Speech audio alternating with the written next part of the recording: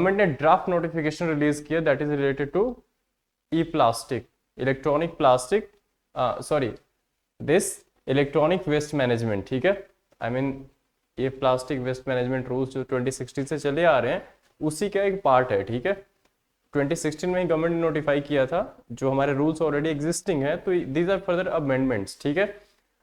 जो हमारा electronic waste जो ये रूल है ये 2016 में आया था, क्योंकि फर्स्ट टाइम अगर आप ये क्या लगा रखा भाई है? ये तो गड़बड़ हो गया काम।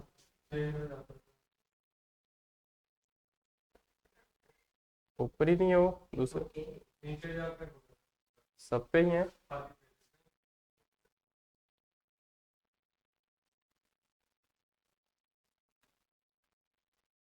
It's not okay. Now it's okay. So, so first topic is related to draft. Remember जब भी draft गवर्नमेंट रिलीज करती है that is in public domain for feedbacks, ठीक है। Government seeks feedback related to those particular laws. So first topic जो हमारा है that is draft notification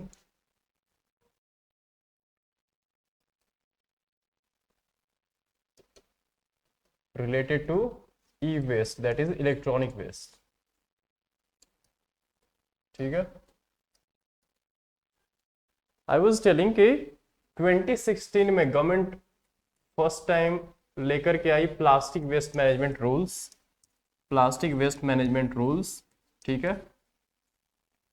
उसी टाइम पे प्लास्टिक के साथ साथ ही आपके इलेक्ट्रॉनिक के लिए भी लेकर के आई, ठीक है, सेम ईयर। उसके बाद ई वेस्ट रूल्स भी उसी टाइम पे आए। उसके बाद गवर्नमेंट ने 2018 में एक अमेंडमेंट की। So first amendment was in 2018। This is probably going to be, I mean not the amendment per se but an executive notification, ठीक है। That is not going to be not going to go through parliament but directly by the ministry, and the ministry, nodal ministry for this is your ministry of, कौन सी ministry होगी? Ministry of, yes, MOEF/CCC, that is Ministry of Forest, Climate Change and Ministry of Environment, Forest and Climate Change, ठीक है। So this ministry is a nodal ministry for this particular, I mean, rules which is going to be notified, and finally ये अगस्त 2022 तक expected है कि implement हो जाएगा, ठीक है।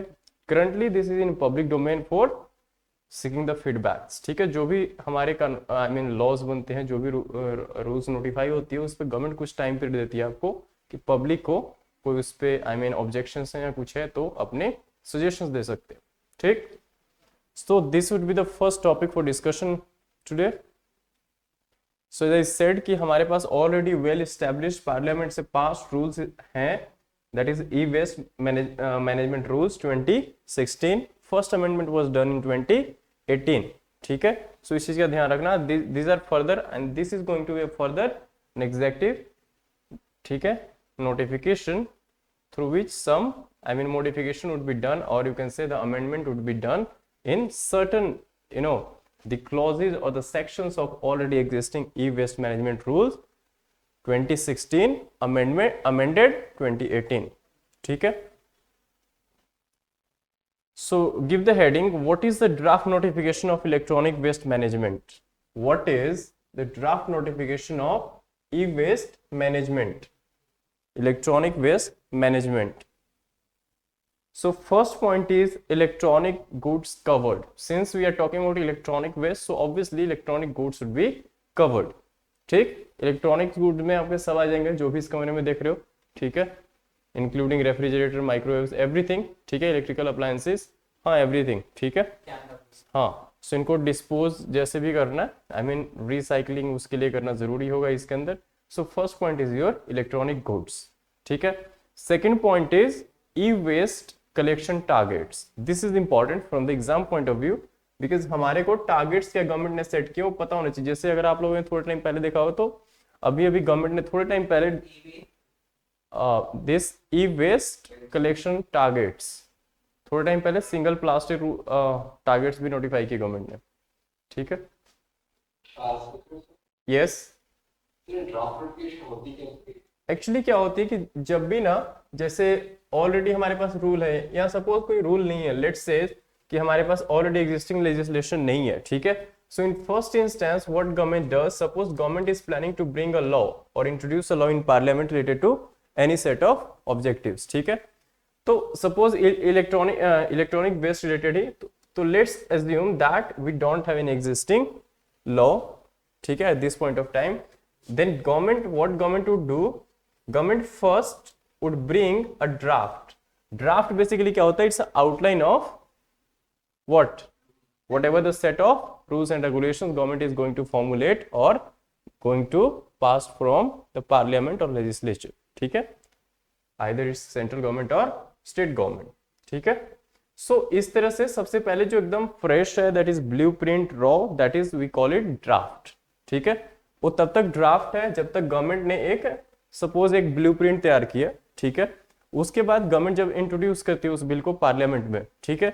But remember one thing, government before introducing this bill into parliament, ठीक है, पब्लिक डोमेन में थोड़े टाइम के लिए रखती है इस बिल को, ठीक है, सो दैट एनी पर्टिकुलर जो भी एक्सपर्ट्स है उन पर्टिकुलर फील्ड में, दे कैन सजेस्ट, ठीक है. ऑन द बेसिस ऑफ दो suggestions, generally what government does, bring certain amendments in those set of rules, because parliament में भी यही होता है. parliament में अगर कहीं कोई objection raise कर दे तो वहां पे भी डिले होना है, ठीक है. so better thing is कि public domain में इससे एक अच्छा मैसेज भी आता है, ठीक है, plus you are getting expertise in that particular field, ठीक है. एक्सपर्ट ओपिनियन आपको उस फील्ड में रिलेटेड आपको मिल रही है, ठीक है. सो फर्स्टली आपने उस blueprint, we call it draft, जो ड्राफ्ट आपने तैयार किया उसको एज अ बिल आपने इंट्रोड्यूस किया after subscribing to the feedbacks from the public, ठीक है. उसके बाद इस ड्राफ्ट, जब ये ड्राफ्ट अब बिल बन गया, जब आपने इंट्रोड्यूस किया पार्लियामेंट में या स्टेट लेजिस्लेटिव असेंबली में, ठीक है. उसके बाद जब ये बिल आपका पास हो गया, first is draft, not act, first is draft, then when you introduce this in a legislature it is called bill, and when it gets the assent of your president we call it act, ठीक है. now we are talking about draft notification. so government ने already we have, as I said, we have electronic waste management rules, ठीक है. first came in 2016, then government made amendment in 2018, ठीक है. after that this time now government is going to add certain more provisions. हम further देखेंगे, जैसे एक carbon credit होता है ना, आप लोगों ने सुना है, जो मार्केट में हम एक्सचेंज कर सकते हैं, carbon credit basically carbon market, ठीक है. सो यहाँ पे भी मार्केट मैकेनिज्म गवर्नमेंट इंट्रोड्यूस कर रही है. So what government is going to do is to add certain provisions, ठीक है, विद पैसेज ऑफ टाइम, जो भी आपके समय के साथ नीड अराइज होती है. So government tries to add those things to particular laws, और इसीलिए हम अमेंडमेंट्स भी लाते हैं, ठीक. सो इसलिए इस ड्राफ्ट नोटिफिकेशन को लाइए, ये मिनिस्ट्री ऑफ आपके एनवायरमेंट लेकर के आइए, एंड इस नोटिफिकेशन को पब्लिक डोमेन में रखा गया है. इसके बाद फीडबैक्स मिलने के बाद गवर्नमेंट फर्दर हो सकता है कि इसको दोबारा से इंट्रोड्यूस करे पार्लियामेंट में, ठीक, एंड ये अमेंडमेंट हो जाए, ठीक है. So now the next would be already electronic waste management rules we have 16, now we have amendment already in 2018, and this is going to be the next amendment, probably going to be the next amendment as electronic waste management rules amendment 2022. fine. हाँ जी, yes. ये जो draft है, जब तक ये act नहीं बन जाता तो उससे पहले ये पब्लिक डोमेन से वर्किंग होती है. नहीं, this is not working, this is not implemented, this is just introduced here. yes, and introduced for the purpose of seeking your feedback, ठीक है. right. yes, जैसे आप कोई प्लान बनाते हो, सपोज आपने किसी चीज का ब्लूप्रिंट बनाया, तो यू सीक योर फीडबैक्स और ओपिनियंस और सजेशंस फ्रॉम योर फ्रेंड्स और parents, right. So like that one only, ठीक है. फिर आपको लगता है कि हाँ यार, जो मैंने बनाया हो सकता है इसमें कुछ ये जो कह रहे हैं वो बेटर हो सकता है, उनके opinion, so you just inculcate those opinions, ठीक है, एड ऑन कर लेते हो. Clear? Yeah. Okay. So this is about your draft notification. Next point is e-waste collection targets. So under this, we have certain targets, and that is, and those targets are going to start from 2023, because probably in the second last quarter of or the third quarter of this year we are bringing this finally in operational. ठीक है. So after that in 2023, 24 and 25 we have certain targets related to electronic waste management. ठीक है. So those targets are that by 2023 we are going to collect and recycle around 60% of your electronic waste. ठीक है. Electronic waste, ठीक है, जो भी content में generate हो रहा है, we are going to collect and recycle 60% of the total waste whatever is being generated in the country. ठीक है, in 2023. In 2024 it is going to be 70% and then 25 it would be 80%. So this is how we are going to increase our targets over the time. ठीक.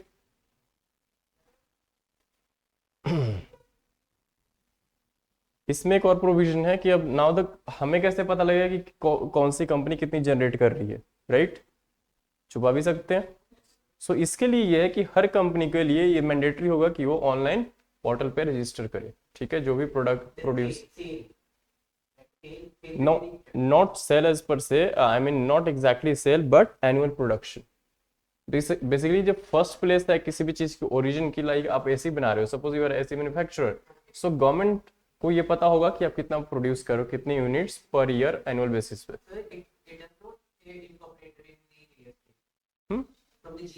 अरे नहीं, that's a different thing.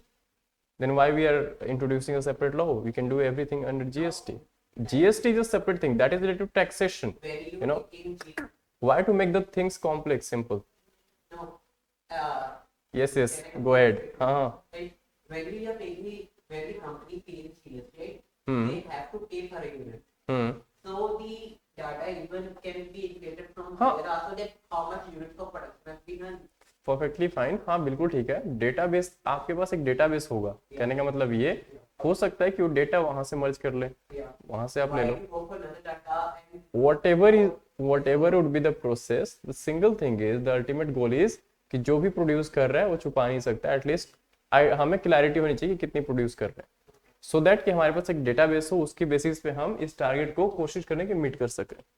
Getting that? I mean transparency कैसे आएगी unless and until हमारे पास database नहीं है. ठीक है. अब ये पॉइंट क्यों जरूरी था? एक कॉन्टेक्स्ट है इसका. There is a term called EPR.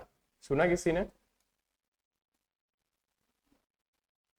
हाँ, उसी पॉइंट से रिलेटेड है. प्रोड्यूसर की मैं बात क्यों कर रहा हूँ, now you will get the idea कि ईपीआर क्या है. प्लास्टिक वेस्ट मैनेजमेंट रूल्स, या कहीं भी आपने इस तरीके के कोई रूल्स पढ़े होंगे. ठीक है, तो EPR that is extended producer responsibility. Extended producer responsibility. तो आपने ईपीआर के बारे में जरूर सुना होगा, या नहीं सुना तो हर रूल्स में आपको ये चीज दिखने को मिलेगी हर जगह पे.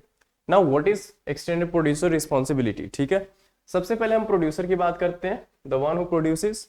ठीक है, responsibility, I mean whatever products we are producing we are liable for that, and extended, remember the general, I mean proposition जो है दैट इज कि आपने एज अ प्रोड्यूसर प्रोड्यूस किया, मैंने एज अ कंज्यूमर परचेज कर लिया, now your responsibility is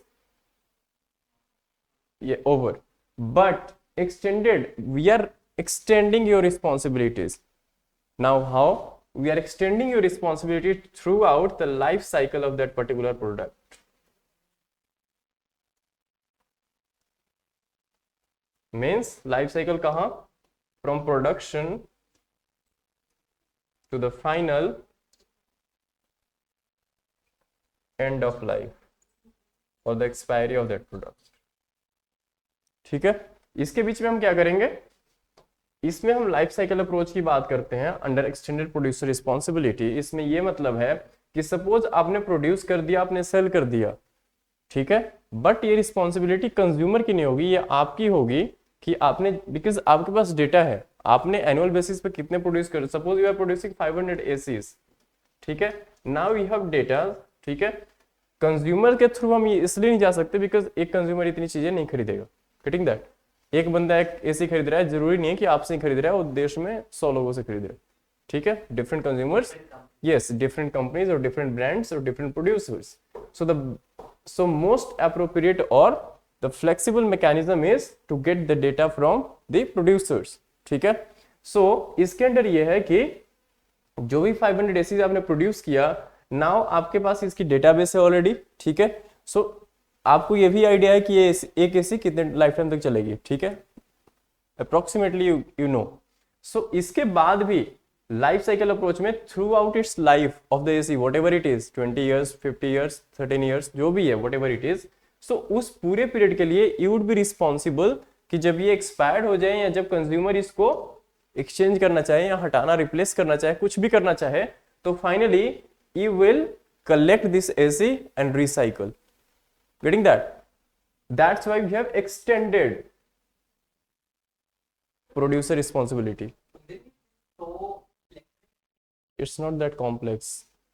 इसके लिए ही गवर्नमेंट ऑफ इंडिया, जैसे थोड़े टाइम पहले हमने स्क्रैपेज पॉलिसी की बात की थी व्हीकल्स की, so it does looks complex, but जो प्रोड्यूस कर रहा है, आई मीन जो भी ऑटोमोबाइल मेकर है, that person is better equipped to recycle that product as compare to a consumer, right? Obviously government is going to produce ना, government is going to facilitate this whole process, ठीक है. उसको acquisition of land जो होगी वो state government करके देगी, जो भी प्रोड्यूसर है उस पर कुछ गवर्नमेंट सब्सिडी भी देगी, लाइक दे सकती है, लाइक जैसे हमने स्क्रैपेज पॉलिसी की बात की थी, ठीक है, ऑटोमोबाइल की. सो उसके अंडर भी गवर्नमेंट सर्टेन इंसेंटिव्स दे रही है. Unless and until you want incentivize the new things, nobody is going to come up, right? So पूरी मैकेनिज्म होती है, इट्स नॉट लाइक सिर्फ कह दिया एंड कर कुछ नहीं रहे. ठीक है. सो इसके अंदर एक ईपीआर सर्टिफिकेट होगा. हमें कैसे पता किसने क्या प्रोड्यूस किया, ठीक है, 20 साल के बाद झूठ भी बोल सकते हैं, राइट?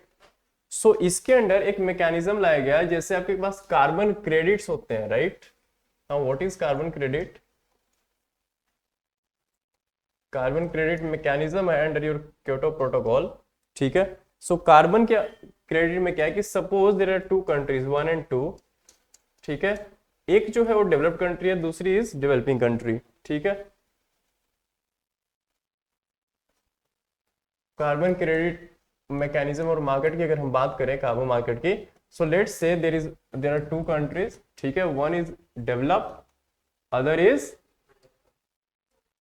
लेट्स से एलडीसी, ठीक है, लीस्ट डेवलप्ड कंट्रीज, ठीक है. बांग्लादेश लीस्ट डेवलप नहीं है, now it's developing country. Bangladesh and Nepal both 2020, ठीक है, चेंज कर दिया इनकी designation. Remember this thing, because Bangladesh ने हमारी पर कैपिटा इनकम को ओवरटेक कर लिया, कर लेगी थोड़ी. क्या चीज? नहीं, इनको लास्ट ईयर टैग दे चुके हैं. Now Bangladesh and Nepal are no more least develop, they are developing. सोचो ना कि इंडिया की पर कैपिटा इनकम ऑलरेडी वो मैच कर चुकी है Bangladesh is one of the fastest growing developing. Population doesn't come here, ठीक है. That is, I mean that is valid point. China की फिर ले लो, चाइना की पॉपुलेशन हमारे से भी ज्यादा है. फिर okay fine, we are not going to that, those I mean वो हमारे पार्ट नहीं है, उसके बारे में हम बाद में बात करेंगे, ठीक है. So developed and least developed countries, ठीक है, कोई भी ले लो यार, नामीबिया ले लो, ठीक है, अफ्रीका से कोई उठा लो, ठीक. सो इसमें क्या है कि सपोज यूएस बहुत ज्यादा प्रोड्यूस करता है, ठीक है, कार्बन, बट इसमें क्या है कि क्योटो प्रोटोकॉल में एक मैकेनिज्म था, दैट वाज कि जो सरप्लस प्रोड्यूस कर रहा है वो जो कम प्रोड्यूस कर रहा है उसमें ऑफसेट कर सकता है, ठीक है. सपोज इसके पास सरप्लस प्रोड्यूस कर रहा है, सपोज दोनों को टारगेट मिला था कि 100 क्रेडिट्स होने चाहिए. सपोज इसके पास बहुत ज्यादा है, ऑलरेडी 120 है, इसके पास 80 ही है, तो ये दे सकते हैं अपने 20 क्रेडिट इसको. This is carbon mechanism, carbon market mechanism basically, कि आपके पास अगर सरप्लस में है तो आपने जो ऑलरेडी डेफिसिट में है उसको आपने बेच दिया, कॉम्पनसेट कर दिया. इसके बदले में आप कुछ ना कुछ मिलेगा, इसको फ्री में तो देगा नहीं, बट समवेयर इट्स लाइक कि इसने ज्यादा प्रोड्यूस किया, इसने कम किया, इसने ज्यादा किया, उसने कम किया, बट इक्वल जो है दैट इज 100 यूनिट्स ही हम प्रोड्यूस कर रहे हैं। Getting that? तो टारगेट हम मैच कर रहे हैं। सेम इन द सेम, इसी सेंस में हमारे पास जो है वो ईपीआर सर्टिफिकेट्स है।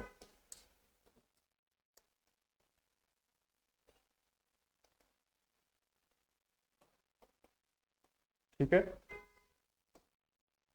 These are like carbon I mean credit only. EPR certificates में क्या है, जैसे हमने एक्सटेंडेड प्रोड्यूसर रिस्पॉन्सिबिलिटी की बात की, सपोज देयर आर 2 प्रोड्यूसर्स, ठीक है, this certificate would certify, let's say suppose target जैसे 60% मीट करने का, ठीक है, सपोज ये 20% ही मीट कर पाता है, 20 तो ज्यादा ही कम हो गया, चलो 40 ले लो, और ये 60 जगह पे 80% सपोज कर लेता है। So now both can trade, ठीक है, एक दूसरे के साथ, ठीक है, थ्रू दिस सर्टिफिकेट्स, बिकॉज कुछ तो प्रूफ होना चाहिए ना कि मैंने कितना प्रोड्यूस किया, कितना जनरेट किया। Getting that? Some mechanism should be there और something should be there to certify कि हाँ इसने जो ये जो कह रहा है वो झूठ नहीं बोल रहा है, 80% ही किया। ना ना ना, ये जो हमारा ओवरऑल टारगेट है ना 2023 तक हमें 60% की कलेक्शन एंड रिसाइकलिंग करनी है, ठीक है, ओवरऑल, ठीक है। सो लेट्स एज्यूम कि हम अभी मैक्रो लेवल पे नहीं बात कर रहे हैं, हम अभी माइक्रो लेवल पे बात कर रहे हैं, 2 बंदों की बात कर रहे हैं, 2 प्रोड्यूसर्स की बात कर रहे हैं, ठीक है, कि ये अपना टारगेट कितना मीट कर पाते हैं, नहीं कर पाते, ठीक है। सो सपोज इसने 40% ही मीट कर पाए ये टारगेट अपने, ठीक है, आउट ऑफ 60%, ये 80% कर जाता है, ठीक, depending on capacity and capability and everything, ठीक है, जो भी प्रोडक्शन लेवल है एंड इनकी जो स्केल ऑफ ऑपरेशंस है, ठीक है। तो इसमें क्या है कि इसको ये 20% दे सकता है, now both would be at 60-60, right. So this is how carbon mechanism, I mean market mechanism जो है उसी के आई मीन पैरेलली ये भी है, ठीक है। Getting that? क्लियर है?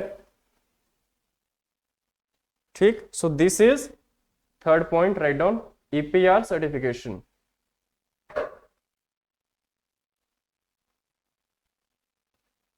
ईपीआर सर्टिफिकेट्स आप अपने मोबाइल जेब में डालो या बाहर जाओ, डिस्टर्बेंस बहुत हो रही है इससे। पहली बात की वो कर लो, साइलेंट कर लो। ईपीआर सर्टिफिकेट्स, ठीक है। The rule bring into effect, the rules bring into effect a system of trading in certificates, a system of trading in certificates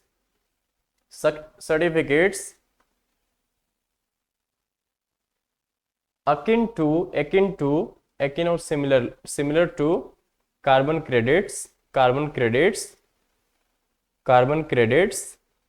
that will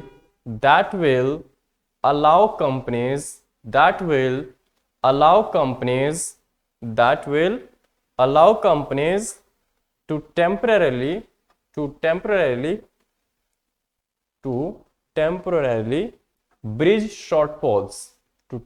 bridge shortfalls in their targets.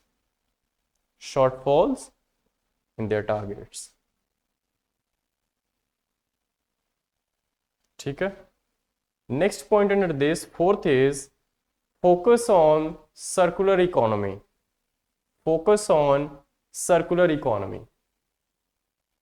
Now what is circular economy? Focus on circular economy.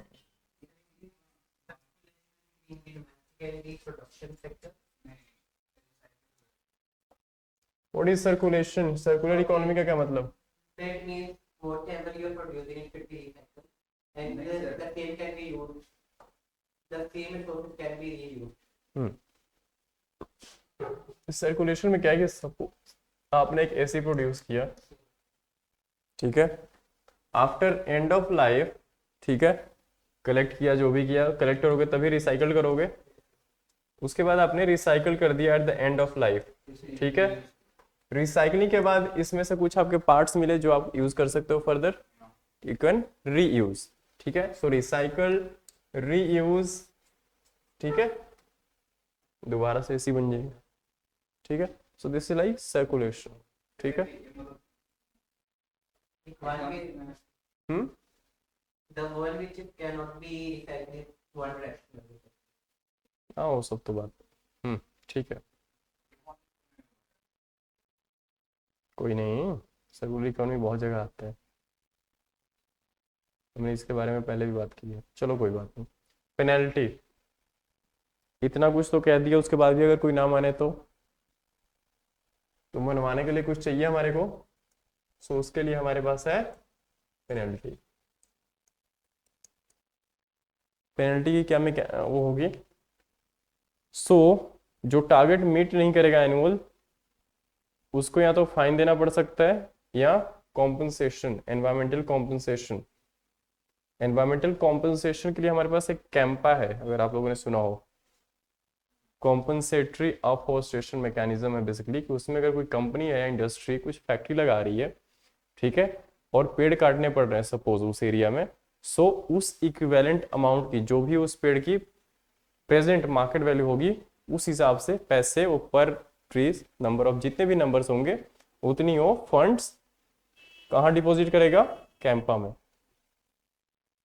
Compensatory afforestation management, ठीक है, act ऐसे है, Campa act है हमारे पास, ठीक। सो इसमें दो mechanism है कि या तो फाइन देना पड़ेगा उसे, या दूसरी चीज ये है कि क्या कर सकते हैं, दूसरी चीज क्या कर सकते हैं,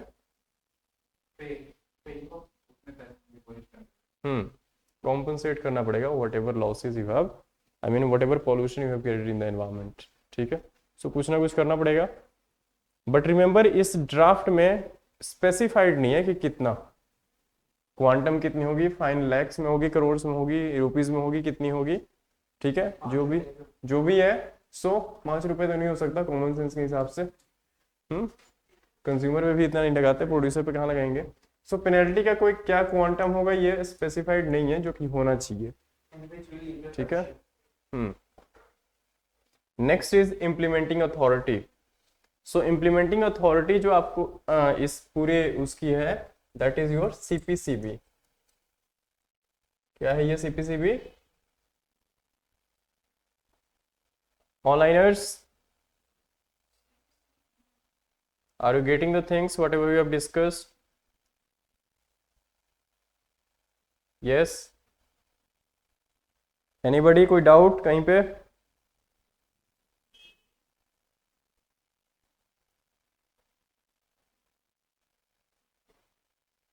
कोई डाउट किसी को?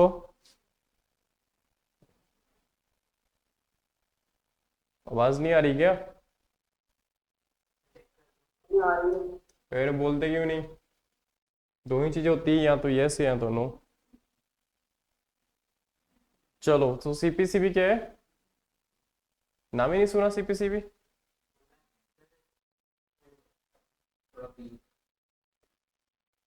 कमाल है यार। पीसीबी क्या है? स्टेट पोल्यूशन कंट्रोल बोर्ड का सुना है?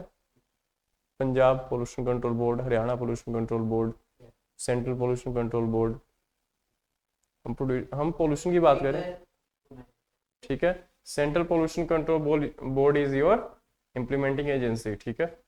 ये बताइए कि फाइन किससे कितना लेना है। उसके बाद responsibility of the state governments, responsibility of the state governments.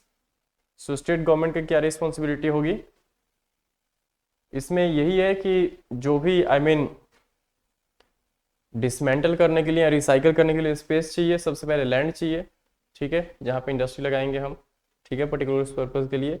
So responsibilities of the state governments are like providing the lands to the industries, I mean the industrial space और लैंड प्रोवाइड करना, first thing. Second is skill development of the workers, ठीक है, जो भी उसमें involve होंगे। उसके बाद most important is taking measures for the protection of health and ensuring the safety of the workers, protection of their health and overall safety of the workers जो भी एंगेज्ड होंगे इस पर्टिकुलर प्रोसेस में, ठीक है। क्या सोशल सोशल वेलफेयर कहाँ? Of the workers, safety of the workers.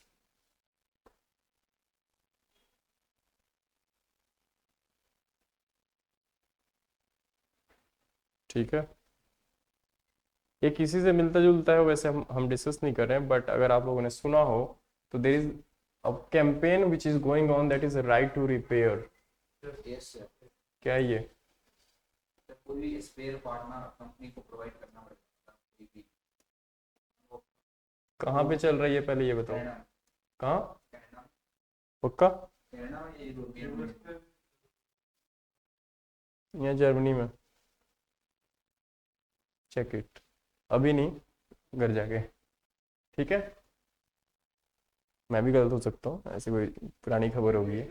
So right to repair is the campaign which is going most probably in Germany. ठीक है, क्योंकि जर्मन आई मीन जो यूरोपियन यूनियन है, पर्टिकुलरली जर्मनी, वो आपके इन सब field में बहुत आगे ऊपर रहती है। ठीक है, जैसे related to your you know privacy, अगर हम बात करें ऑनलाइन प्रिवेसी की बात, no cyber crimes and all, so इसमें वेस्टर्न नेशनल पर्टिकुलरली जर्मनी सबसे आगे रहती है। ठीक है, सो राइट टू रिपेयर भी चल रहा है कि एंड लाइफ जो प्रोडक्ट की है तब तक, ठीक है, पूरी लाइफ साइकिल अप्रोच इसमें भी इन्वॉल्व है कि तब तक जो भी पार्ट्स एंड ये ऑल सब देना।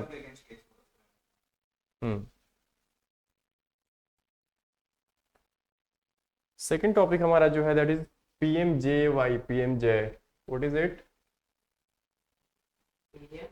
जय,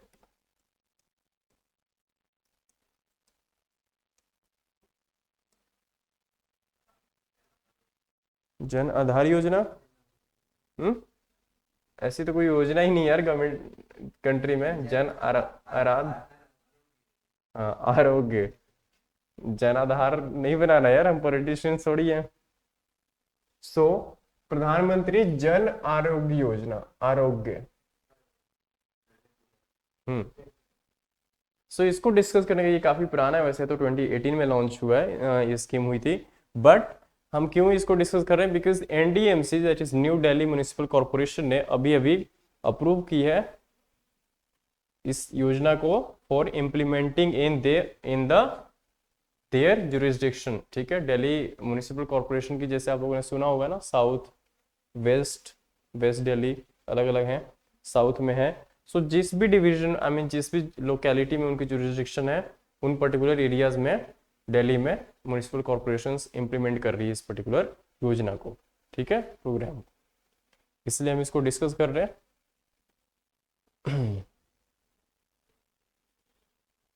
सबसे पहले आपको पता होगा कि वी हैव अ प्रोग्राम और अ फ्लैगशिप प्रोग्राम पर से, और umbrella this program we call it Ayushman Bharat. Ayushman, what is it?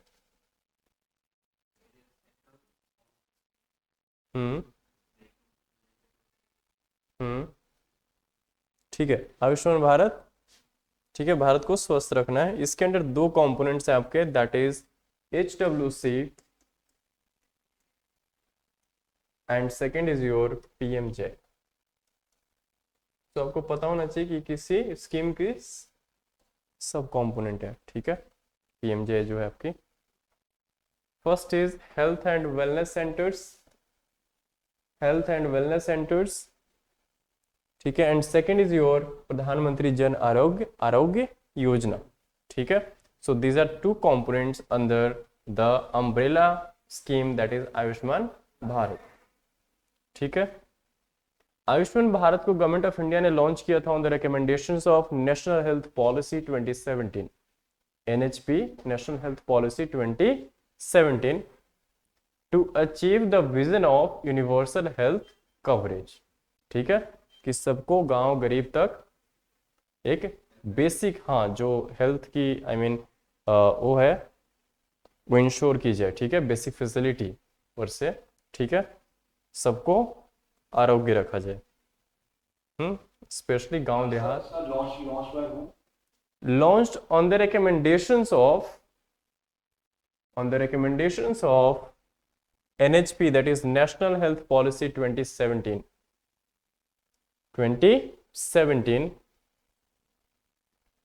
To achieve, I am talking about in Ayushman Bharat, ठीक है, अभी मैं इसकी जय की बात नहीं कर रहा।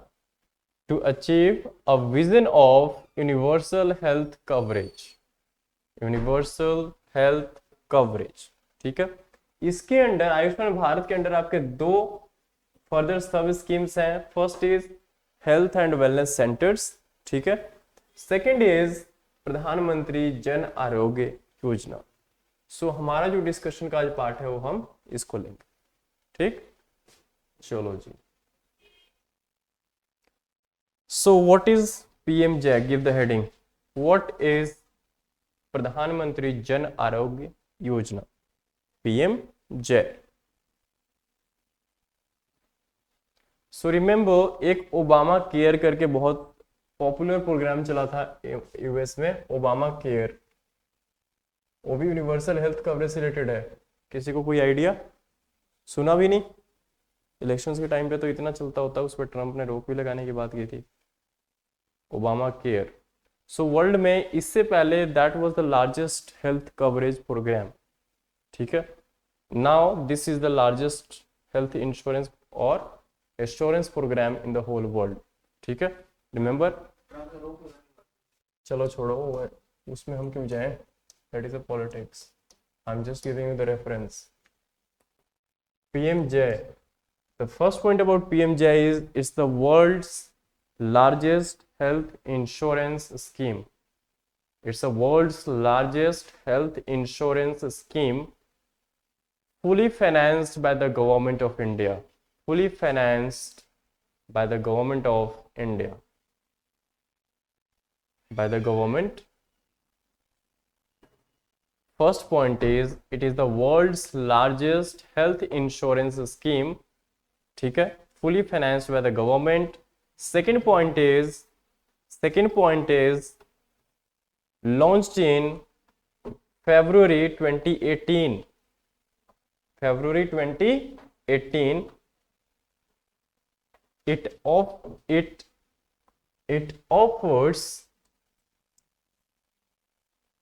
offers a sum insured, INSURED, insured means insurance है कि मिलेगा ही मिलेगा, insured of rupees 5 lakh पर यहीं पे कैच है, रिमेंबर, पर लाख पर फैमिली, नॉट पर पर्सन। इस चीज का ध्यान रखना है, एमसीक्यूज यहीं पे इशू हो जाते हैं फिर, नॉट पर पर्सन बट पर फैमिली, ठीक है। For secondary as well as tertiary care, tertiary, secondary and tertiary health को जनरली हम प्राइमरी, सेकेंडरी एंड टर्शरी में डिवाइड करते हैं। आइडिया है तीनों में क्या क्या डिफरेंस है? क्या? नो, क्या? प्राइमरी इज बेसिकली जैसे पीएचसी की बात करते हैं ना, कम्युनिटी हेल्थ सेंटर्स या प्राइमरी हेल्थ सेंटर्स, हाँ, पंचायत लेवल पे, जैसे गांव में आपने देखा होगा या छोटे टाउन्स में इस तरह के, है ना। बिल्कुल प्राइमरी मीन्स जहाँ पे आपको जो जरूरत पड़ती है एक नॉर्मल फिजिशियन की जरूरत पड़ती है, किसी स्पेशलिस्ट की नहीं।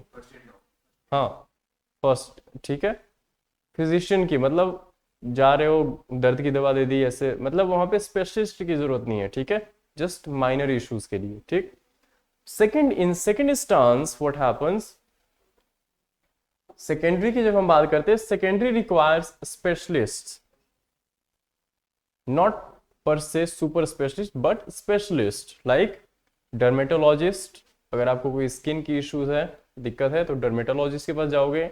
Then cardiologist, getting that, those are specialist in their field. So primary से अगर जनरल अगर इश्यूज हैं या उसके बाद कोई स्पेशल प्रॉब्लम आपको है, specialise particularly, like skin problem हो सकती है, कैंसर इश्यूज, या कोई चेस्ट रिलेटेड इशू है, lungs related issue, so you go to the particular specialist जो भी उस डिपार्टमेंट में, ठीक है, एक्सपर्टीज रखता है, ठीक। That is we call it secondary. Tertiary क्या होता है? Tertiary involve super specialist facilities, yes, like surgeries, like operations, like ICUs, intensive care unit में आपको रखा जाता है, ठीक है। आउट पेशेंट नहीं, इन पेशेंट फैसिलिटीज जो भी आपको दी जाती है रख करके एडमिट हो जाते हो आप कुछ टाइम पीरियड के लिए, ठीक है। आई मीन दो सिचुएशन, दो critical situation we called it super specialist facilities which involve generally your operation, surgeries and all, transplants, ठीक है, रिप्लेसमेंट्स, ठीक, पर्टिकुलर बॉडी पार्ट्स, ठीक है। So these are three. Remember इस पर्टिकुलर स्कीम के under दो कवरेज है, that is secondary and tertiary and not the primary. मतलब ही नहीं बनता प्राइमरी कवर करने का, ठीक है। फिर 5 लाख रुपए की जरूरत ही नहीं पड़ेगी, 10 रुपए में हो जाएगा, ठीक। So this is the core features of this program. Next point is under PMJ cashless and paperless access to services, cashless and paperless access to services are provided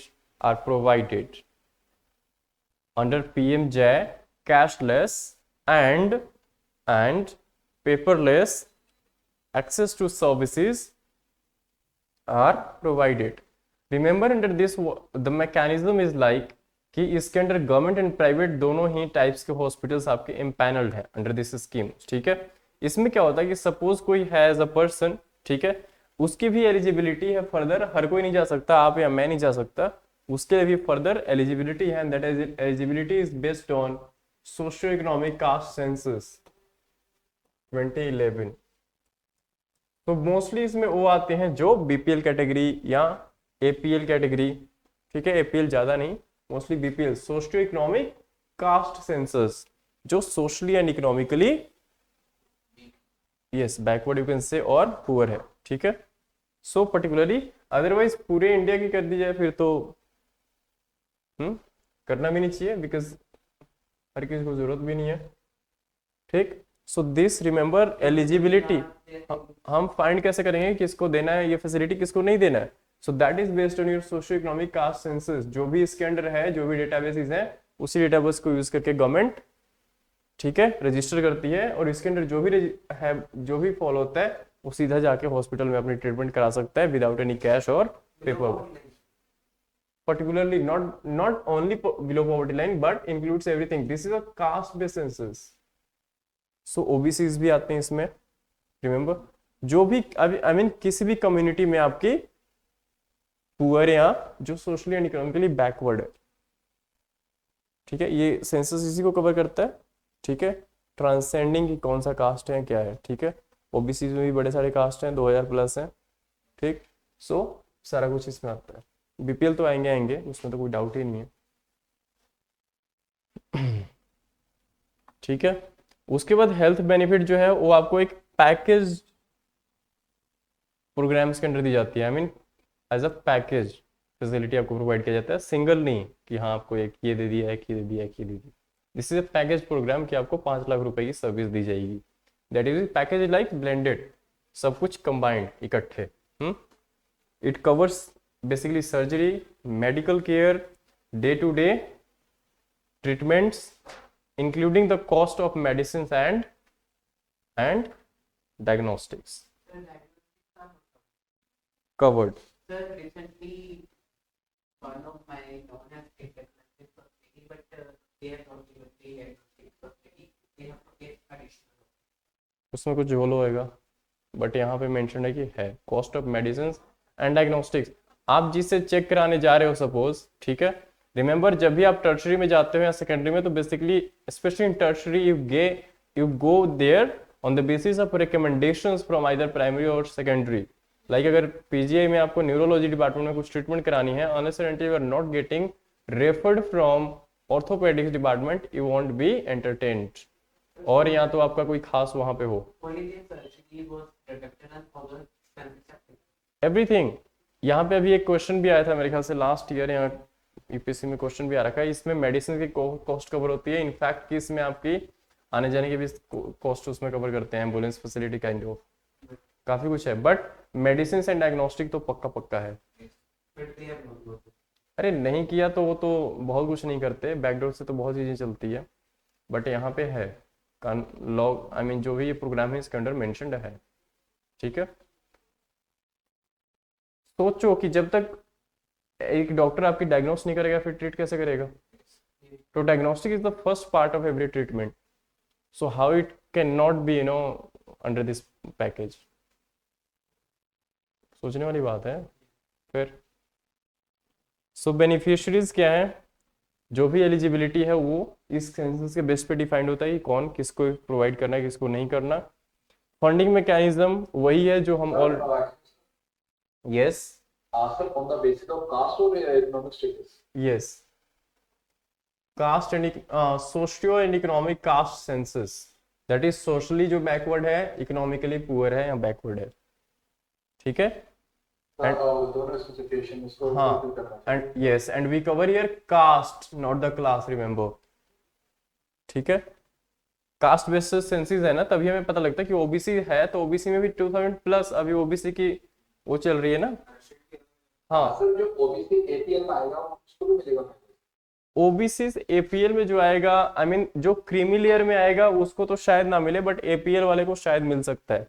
I mean I am not sure about that, check करके बताऊंगा मैं।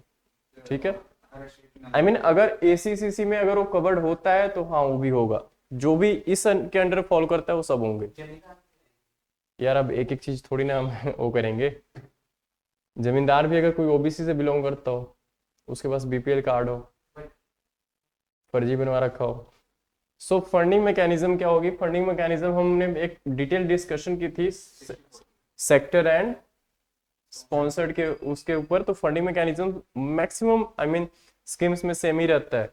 जो centre and state की जो ratio है that would B 60:40 for your general states and UTs with legislature.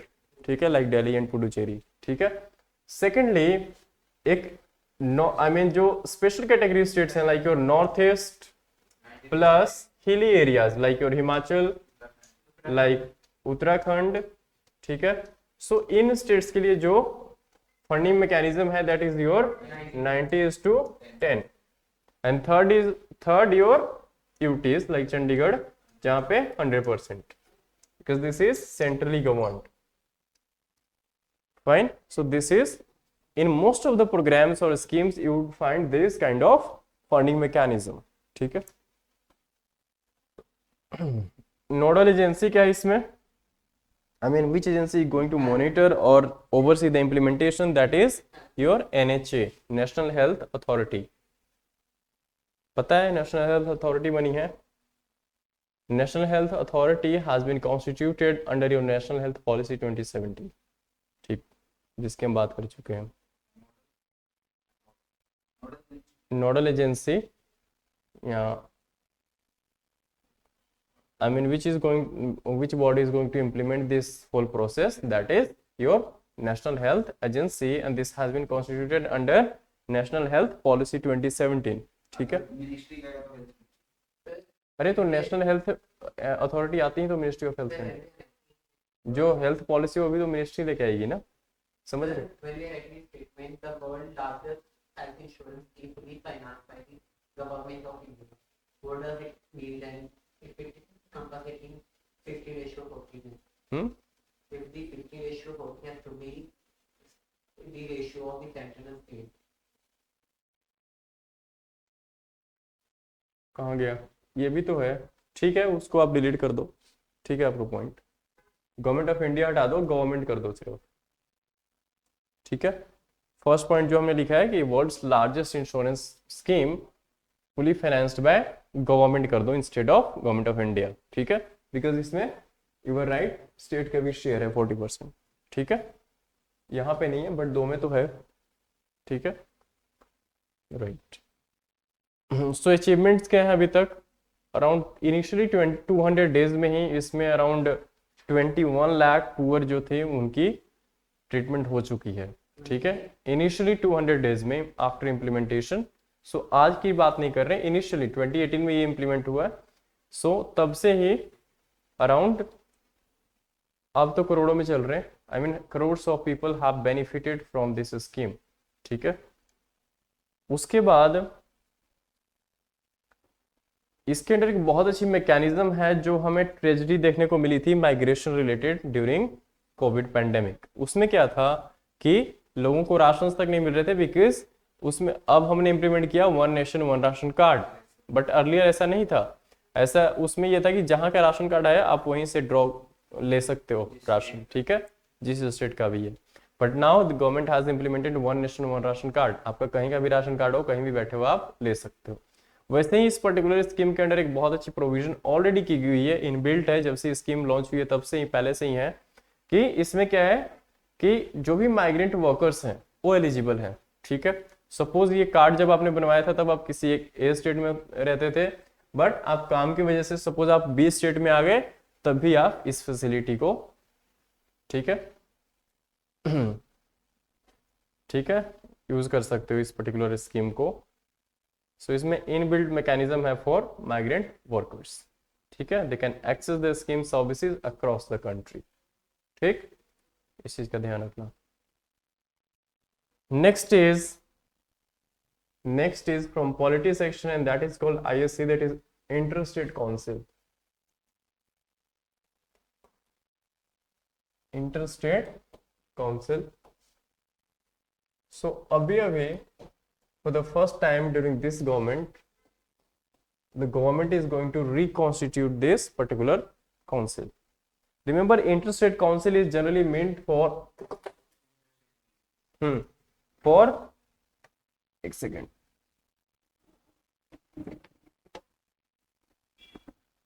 this scheme is mainly this council is basically meant for promoting the cooperative federalism, ठीक है, relations between center and states and between states as well, ठीक है। So that is interstate council. Why this body, if we already have Niti Aayog and Niti Aayog is already working on the cooperation sector? Remember, these are certain constitutionals or the body which has been, मैं बताता हूँ इसका background, then you will get the idea. NITI Aayog आपका कब आया? Exactly. But this mechanism is, this provision is there since 1988. ठीक है। एक कमीशन कॉन्स्टिट्यूट की थी गवर्नमेंट ऑफ इंडिया ने भी, called is Sarkaria commission, justice Sarkaria commission, Sarkaria इसके चेयरमैन थे, जस्टिस सरकारिया कमीशन, ठीक है। सो इस कमीशन ने देश सेंट्रल स्टेट रिलेशंस के रिलेटेड ये कमीशन थी, ठीक है। दोनों की रिलेशंस को इम्प्रूव करने के लिए इसने कहा था कि एक ऐसी बॉडी बनाओ जहां पे प्राइम मिनिस्टर बैठे, चीफ मिनिस्टर्स बैठे, गवर्नर्स बैठे, और एक दूसरे की प्रॉब्लम्स, इशू जो भी है उस पर डिस्कशन हो, ठीक है। अरे गवर्नर से एलजी एक ही बात हो गई, पकड़ के बैठ जाते हो एक बात को। जहां पे एलजी है वहां एलजी होगा, जहां पे गवर्नर है वहां गवर्नर होगा।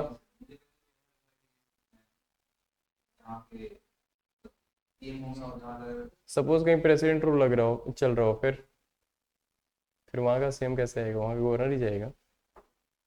समझ रहे हो बात?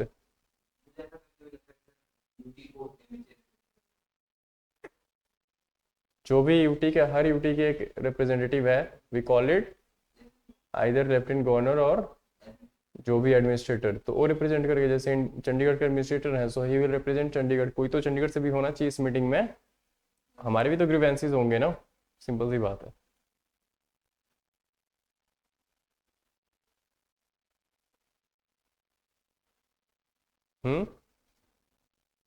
चलो, सो 1988 में ही कमीशन बनी थी, ठीक है, सरकारी कमीशन। आई रीचेक्ड इट,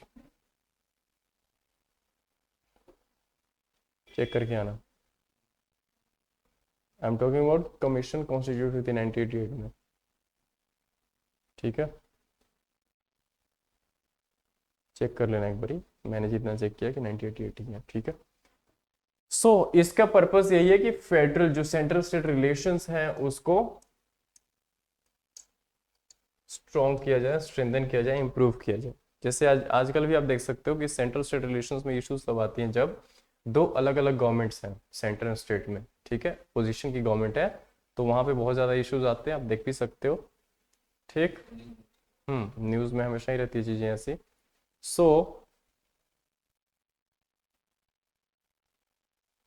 सो इसको बनाया गया था, remember all, keep in mind this thing कि जस्टिस सरकारिया जैसे सरकारिया कमीशन हम बोलते हैं बेसिकली। सो सरकारिया कमीशन के रिकमेंडेशंस पे हमने इसको कॉन्स्टिट्यूट किया था, ठीक है, इंटरस्टेट काउंसिल को। ठीक, चलो, सो first is, remember this is just advisory और रिकमेंडेटरी बॉडी, ठीक है, मीन्स इसका ये कि जो भी यहाँ पे डिसीजन लिए जाते हैं वो बाइंडिंग नहीं है, ना तो सेंटर पे ना स्टेट्स पे। दिस आर जस्ट एडवाइजरी और रिकमेंडेटरी इन नेचर, कि हाँ कुछ रिकमेंडेशंस दी है, अच्छा, ठीक है, अच्छा भी, ऑब्वियसली रिकमेंडेशंस अच्छे ही होते हैं। सो मानना ना मानना अब ये स्टेट को देखना है कि वो मेरे इंटरेस्ट में है या नहीं है, ठीक है। Second is it make recommendations for better coordination policy. Obviously central state की बात कर रहे हैं, कोऑपरेटिव फेडरलिज्म की बात कर रहे हैं, तो कुछ भी ऐसे बात करेंगे, कुछ भी ऐसी चीजें लेके आएंगे जहां पे कोऑपरेशन बढ़े ना कि कम हो, ठीक है।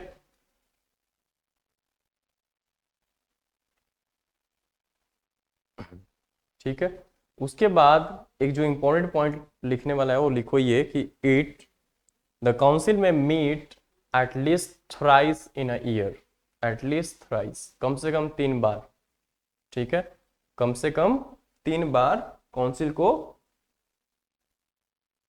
काउंसिल की मीटिंग होगी, ठीक है। May meet at least thrice in a year, ठीक है। एंड इसको असिस्ट करने के लिए, आई मीन जैसे इसको कौन असिस्ट करेगा, एक सेक्रेटरीट भी होता है हर चीज के लिए। सो यहाँ पे सेक्रेटरीट तो है ही है, साथ में एक है standing committee of the council.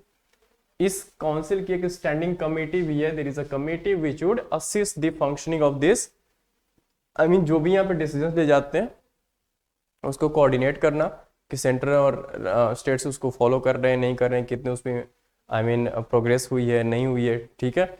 सो उन सब चीज को मॉनिटर करने के लिए we have standing committee of the council, we have standing committee of the interstate council, ठीक है, SCC, standing committee of the council, ठीक है। इसकी भी हम बात करेंगे, इसकी भी एक कॉम्पोजिशन है। Firstly write down the composition of interstate council, कौन कौन आता है इसमें। So first is your prime minister, ठीक है, इंटरस्टेट काउंसिल में first would be your prime minister who would be the chairperson of this और chairman of this committee, who would chair your this council, who would chair your interstate council meeting, ठीक है। उसके बाद chief ministers of all the states, chief ministers of all the states, जो composition है इसके members कौन कौन से हैं जो मीटिंग में बैठेंगे, write down. First is prime minister, second chief ministers of all the states, plus next is 6 union ministers as members, 6 union cabinet minister, 6 union ministers as members. उसके बाद 10 union ministers will be the permanent invitees, 6 तो आपके हैं ही हैं permanent members, plus 10 invitees हैं, ठीक है, कि आप भी मीटिंग में आ जाना, इनवाइट कर लिया, ठीक है। इवन दोज 10 आर परमानेंट, ठीक है, इनवाइटीज। सो टोटल 16 हो गए आपके यूनियन मिनिस्टर्स। उसके बाद जो इसके अंदर, इसके अलावा बच गए, कौन बच गया, गवर्नर्स और एडमिनिस्ट्रेटर्स और LGs। अब जैसे जम्मू एंड कश्मीर से किसी को तो बुलाएंगे, जम्मू कश्मीर काफी क्रिटिकल सिचुएशन है, सो वहां से मीटिंग होगी तो उनके भी कुछ है ना,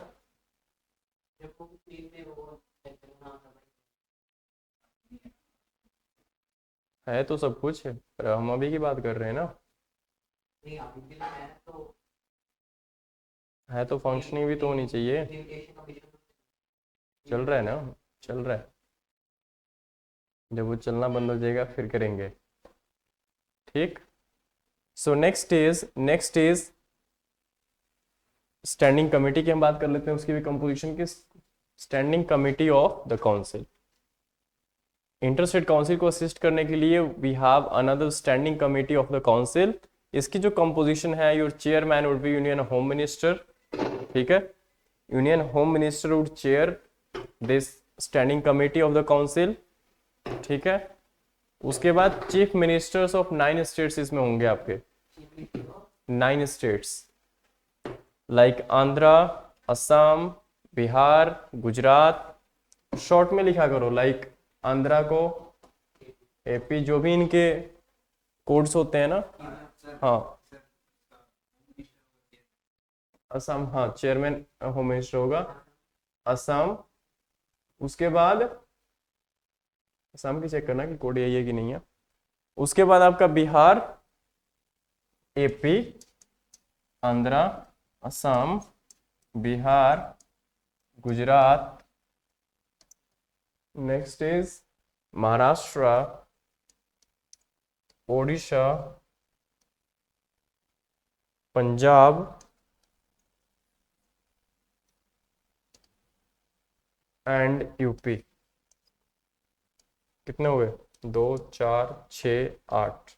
Is there any rule that the United States are also members of the standing committee of the interstate council. ठीक है, हाँ मतलब रोटेशनल बेसिस पे they है। will be rotation based? Representation होनी चाहिए, ग्रीवेंसेस इनके हैं।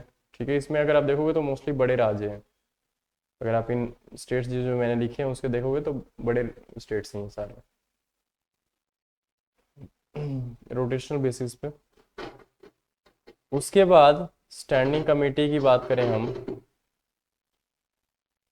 इसके अंडर कॉम्पोजिशन में लिखो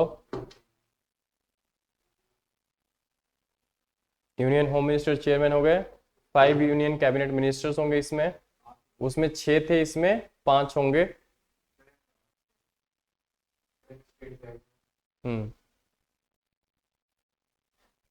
इसमें 5 होंगे यूनियन कैबिनेट मिनिस्टर्स एंड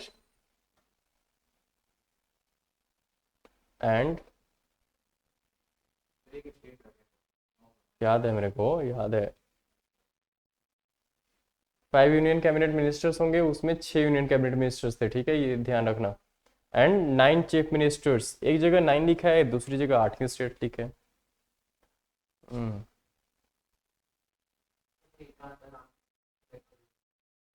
हाँ, ये तो नाम यही लिखे हैं जो डेटा है उसके हिसाब से, और बट वहाँ पे कॉम्पोजिशन में 9 लिखे हैं। I will recheck it once. ठीक है, अभी फिलहाल लिख लो। ठीक है, आंध्रा हो गया, असम हो गया, बिहार, गुजरात, महाराष्ट्र, उड़ीसा, पंजाब एंड उत्तर प्रदेश। छोड़ा तो नहीं कोई? गुजरात, महाराष्ट्र, उड़ीसा एंड पंजाब, उत्तर प्रदेश। ठीक है, 8, 9, 9 चेक कर लेंगे, अभी 8 ही लिख लो। ठीक, नाउ नेक्स्ट इज होगी इसकी composition. Function of the ISC, that is inter state council. Function क्या है इसकी? First is to create strong institutional framework, to create strong institutional framework to promote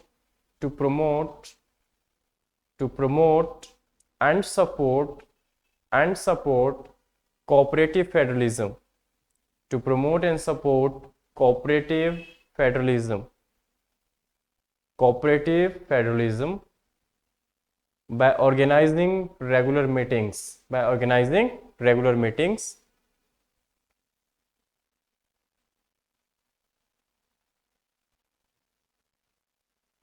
Second is facilitates consideration of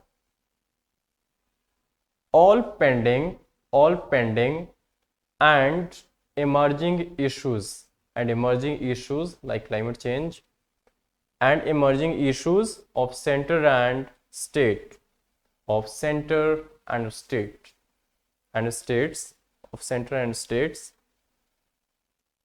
Last point is develops a sound system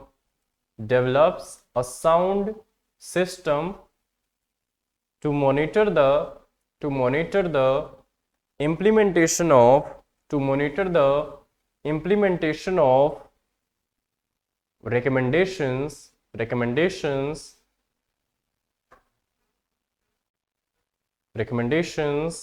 made by the council the interstate council, made by the interstate council. Next is, what is standing committee of ISC? What is standing committee of ISC? So it was set up in 1996. Set up in 1996 for continuous consultation,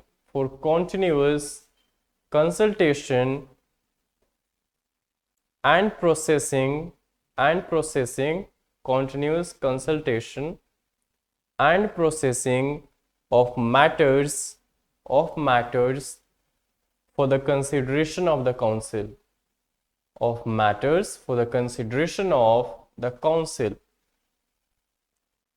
composition इसमें second point आएगा जो हम already लिख चुके हैं, तो उसको यहाँ पे लिख लेना. कॉम्पोजिशन में union home minister, 5 union home minister chairman, 5 union cabinet ministers plus 9 chief ministers और 8 chief ministers. I will recheck it. ठीक है. So that's it about this. Next is outward remittance trend.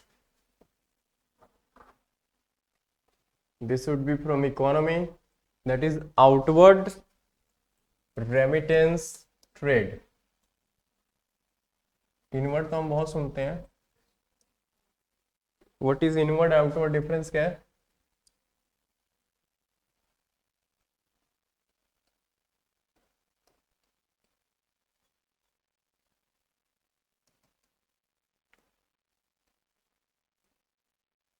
Outward remittance trend. Outward means what the foreigners are sending to their own country from India. It can be outward remittance.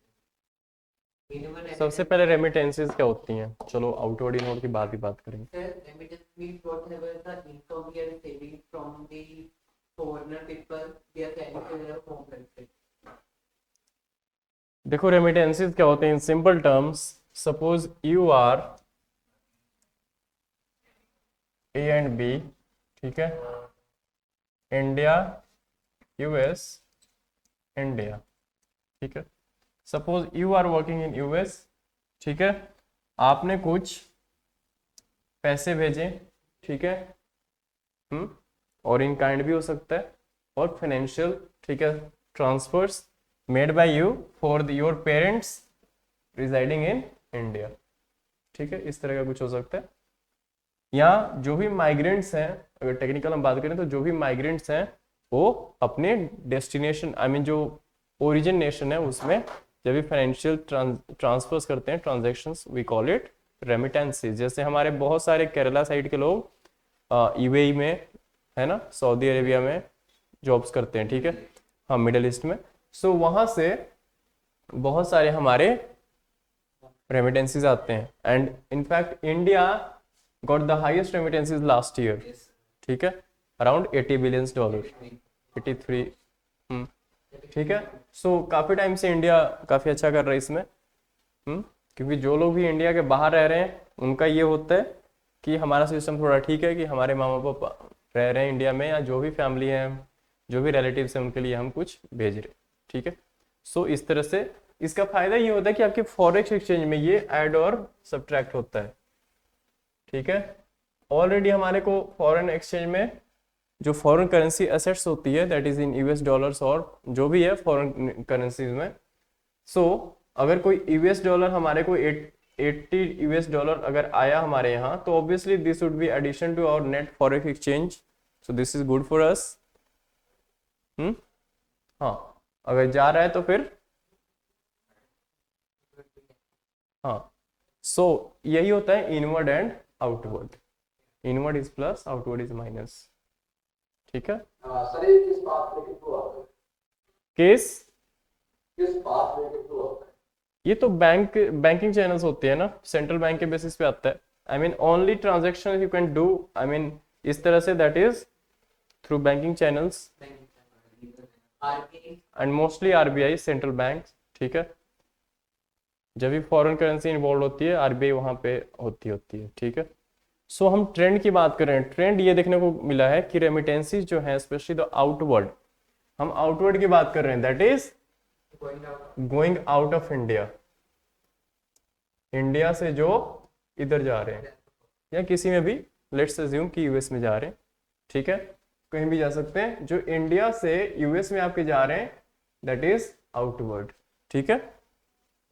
So over the year since financial year 14 to financial year 2022 जो trend है that is linearly increasing, I mean increasing, ठीक है, कोई fluctuations इसमें ऐसा नहीं देखने को मिला है कि कम हो गया हो।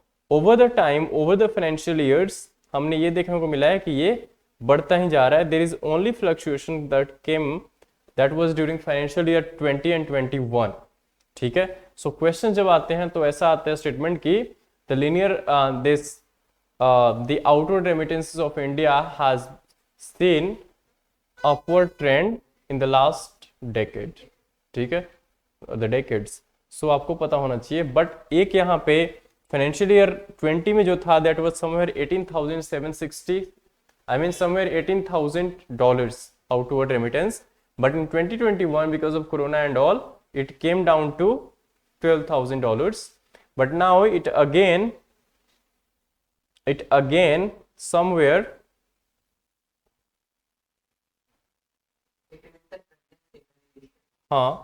so in financial year 2022 it again reached to 19,000, ठीक है। सो फ्लक्चुएशंस हमारे को देखने को मिल रहा है just of 1 year, that is corona pandemic, that is something which is exogenous, that is outside our control और समथिंग, यस, ठीक है। सो आउटवर्ड रेमिटेंसेस ये है that is transfer of funds in the form of foreign exchange by a person from India to a beneficiary outside India. Remember इसमें 2 countries नहीं आती क्योंकि हम उनको अखंड भारत का पार्ट मानते हैं, ठीक है, and those 2 countries are Nepal and Bhutan, ठीक है। सो रिमेंबर अगर कोई पैसा आप नेपाल एंड भूटान से भेज रहे हो you can not say that is outward remittance, ठीक है। सो ये इंपॉर्टेंट पॉइंट्स होते हैं जहां से आपके एमसीक्यूज, हाँ, ठीक है, वहां से इश्यूज होते हैं, वहां कंफ्यूजन होती है। यहाँ पे दिया होगा कि outside India like from to all countries, all nations, ठीक है, क्योंकि जनरली हमें यही लगता है कि आउटसाइड इंडिया तो सभी आएंगे ना। So this is a catch here, for any bona fide purposes which is permissible under FEMA 1999, ठीक है, that is Foreign Exchange Management Act, ठीक है। so this has been defined by RBI कि FEMA जो एक्ट है Foreign Exchange Management Act 1999, your FEMA Act, ठीक है, FEMA act के अंडर जो 1999 में आया था, इसके अंडर आप जो भी रेमिटेंसी, जो भी पैसे या करेंसी आप बाहर भेज रहे हो from India to any other country except Nepal and Bhutan, we called it outward remittance, ठीक है। Trend I have already told you this year का, अभी तक का ये था कि आरबीआई, अंडर द आरबीआई की एक सिस्टम है that is called liberalised remittance scheme, liberalised remittance scheme, liberalized remittances scheme, that is liberalized remittances scheme क्या है, this allows you to make outward remittance or transactions equivalent to 2,50,000 per financial year, ठीक है, $2,50,000 बन जाएंगे आपके somewhere around, आज की अगर प्रेजेंट करंट एक्सचेंज रेट की बात करें तो समवेयर अराउंड 2 crores। हाँ, दिस इज मैक्सिमम लिमिट, ठीक है, एवरी फाइनेंशियल ईयर, ठीक है। So these are important point जो आपको याद रखना है, जो जहां से एमसीक्यूज बनने के चांसेस भी होते हैं, कि the upper limit is 2,50,000 US dollars, not Indian rupees, ठीक है, this is the first limit. Second limit is, this is a first limit,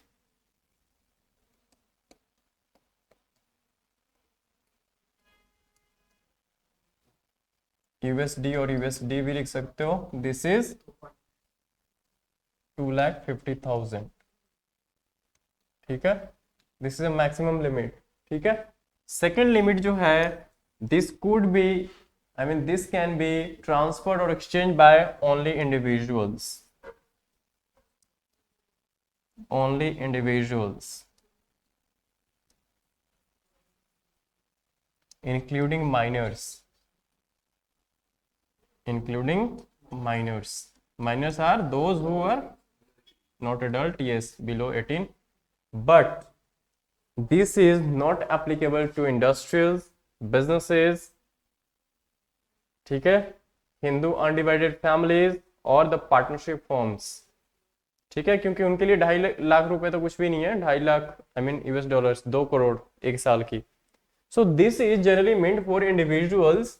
सो इससे एक हमारे को क्लैरिटी होनी चाहिए कि अगर हम इस तरह की बातें कर रहे हैं तो इसका पर्पस क्या होगा, ये किस फील्ड में अलाउड है. तो remember, this mostly goes to your foreign travels. Yes, and the major chunk जो है सबसे बड़ा, that is your education. Canada, US, New Zealand, mostly US, सबसे ज्यादा पैसा US में जाता है वहां. ठीक है, major chunk is covered by your overseas education और इंटरनेशनल ट्रेवल एंड टूरिज्म. ठीक है,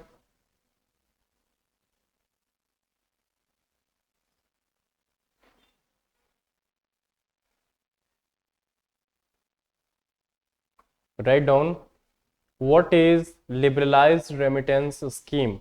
What is liberalized remittance scheme? What is liberalized remittance scheme? Introduced by RBI in 2004. This scheme was introduced by RBI in 2004. In 2004, second point, under this, all resident individuals, including minors, are allowed to freely remit, REMIT, remit up to USD 2,50,000 per financial year.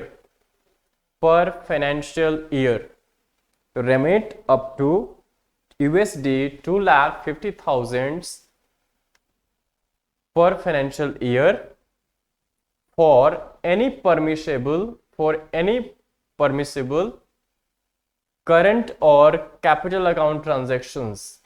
For any permissible current and capital account transactions, or a combination of both. For any permissible current or capital account transactions, or a combination of both. ठीक है, don't worry, we will come to current and capital account as well. Last point under this, the scheme is not available, just write down, not available to corporations, partnership firms, Hindu undivided families,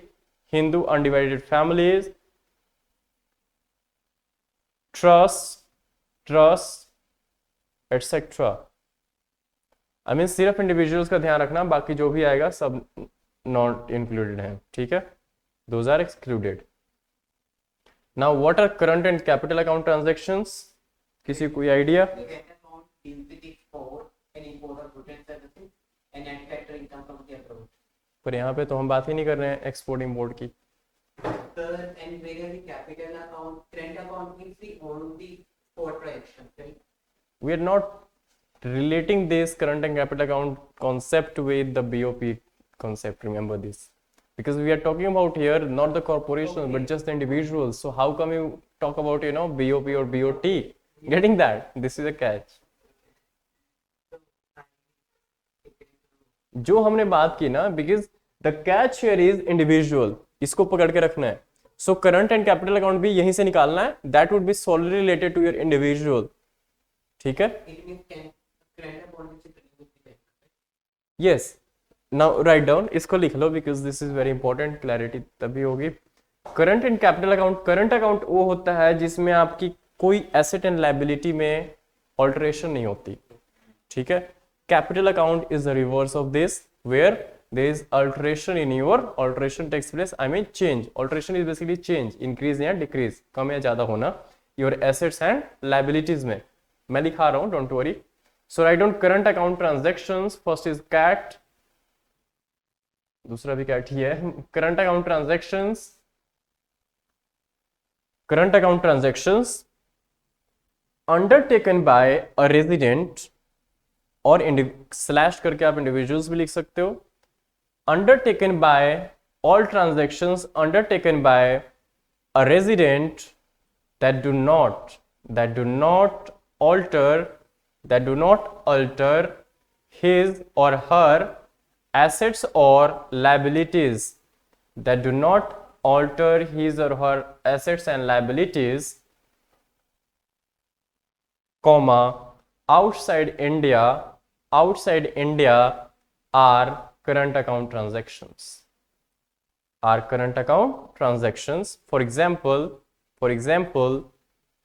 payment in or payments for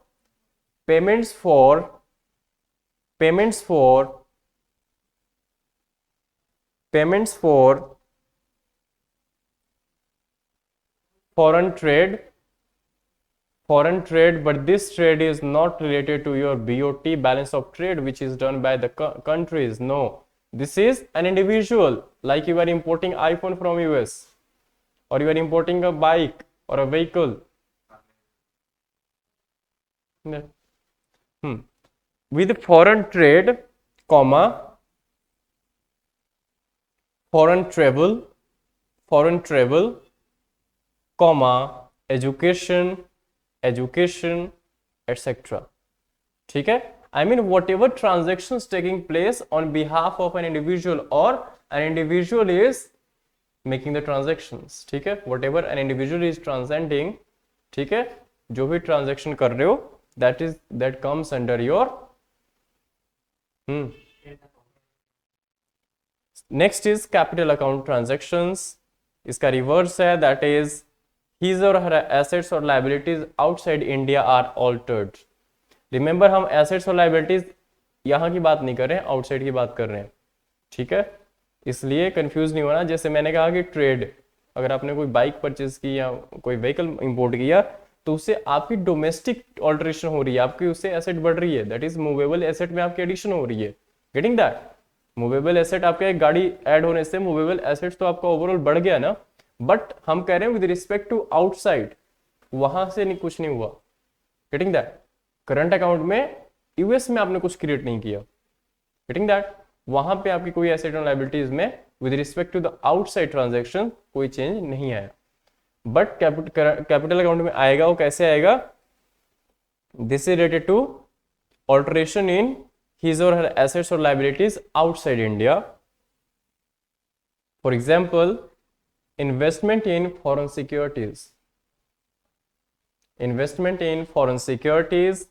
acquisition of immovable properties, outside India. Suppose London में आपने कोई घर खरीद लिया,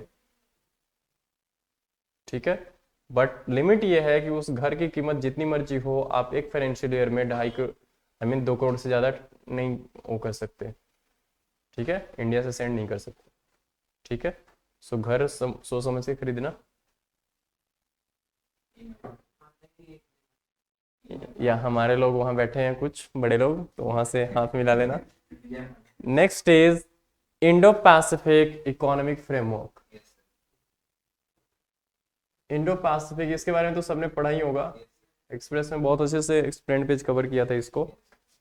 fifth topic is Indo Pacific economic framework. Now सबसे पहले हमें Indo Pacific क्या होता है, anybody? I mean to which region we refer to the Indo-Pacific? Indian Ocean ठीक है, and Pacific. हाँ. Remember, To, Indo-Pacific is a geopolitical term. ठीक है. Earlier or even today, used to say Asia Pacific to this region instead of Indo-Pacific. But over time, with the with aggressions, you can say, or over time, because of China aggressive attitude, the countries today prefer to call it Indo-Pacific instead of Asia Pacific. But China even today call this region as Asia Pacific and not the Indo-Pacific. Because when it comes to Indo, remember, this is the only ocean which is named after a country, that is India. ठीक है. So Indo, when we refer to Indo, it means directly or indirectly we are talking about India. I mean India तो part होगा ही होगा, ठीक है, without any doubt. So Indo-Pacific means Indian Ocean plus your Pacific Oceans. इन दोनों के बीच में जो भी कंट्रीज आती हैं, बट रिमेंबर अगेन यहाँ पे एक ट्रिक है, एंड दैट इज कि इंडो पैसिफिक कहीं भी क्लियर कट डिफाइंड नहीं है. इट मीन्स कि this is a perception based reason.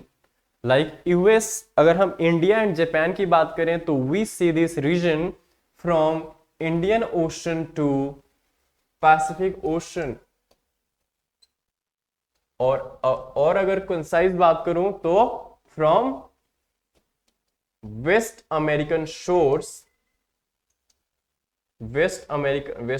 Shores. Remember, I am not talking about those map that we usually see कि यहाँ पे है आपका साउथ अमेरिका है, north America. I am talking about this side वाला. देखा है ना किसी ने, अलास्का एंड ऑल. दूसरी साइड भी आता है रशिया के जस्ट नीचे. So I am talking about here कि ये आपका नॉर्थ इधर, तो इधर साउथ अमेरिका. ठीक है. तो हम इस साइड की बात करें, that's why I am referring the western. यहां से तो ये वेस्ट साइड पड़ रहा है ना, अगर वहां से आऊंगा तो ईस्ट पड़ेगा. Getting that? So generally this is a perception of India and Japan. India and Japan refer this Indo-Pacific region from your western shores of America to the eastern shores of Africa. Africa यहाँ जाता है, यहाँ पे Madagascar आपका आएगा, फिर यहाँ Mozambique, China and all. This all comes under your Indian ocean. ठीक है. सो अफ्रीका के ईस्टर्न पार्ट से लेकर के वेस्टर्न पार्ट ऑफ अमेरिका, ठीक है, अमेरिकन शोर जो है दैट इज मैरीटाइम बाउंड्री, वहां से इस पूरे एरिया को we generally refer to as Indo Pacific. This is a perception of India and Japan. But US sees this Indo-Pacific region as a region between Western American shore to the Indian shore. That's it.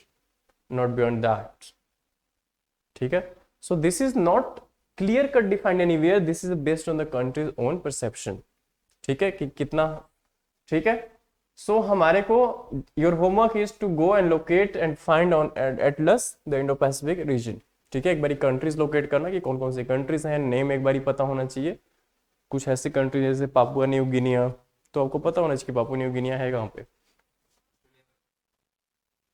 तो हम जिसकी बात कर रहे हैं IPEF की, IPEF is firstly a US led a dozen or 12 member nations. 12 members plus US led है, remember, so 1 plus 12 13 member block. ठीक है. Why we are, I mean, what was the need for this framework or block? Not a block per se, but framework. Just this is to counter the China's aggression. ठीक है. ठीक है. So this is a 13 member this framework. The focus is on economics only. Indo-Pacific economic framework. हो सकता है future में ये security को भी कवर कर ले, but we have begun on the this. आता हूं मैं उस पर। सो IPF, ठीक है, इसको लॉन्च भी किया गया जस्ट क्वाड की मीटिंग से एक दिन पहले, ठीक है। हमारे प्राइम मिनिस्टर गए हुए थे क्वाड की मीटिंग अटेंड करने के लिए टोक्यो में, एंड इसको एक दिन पहले first day of his visit this framework was launched, ठीक है। This is in nutshell the background.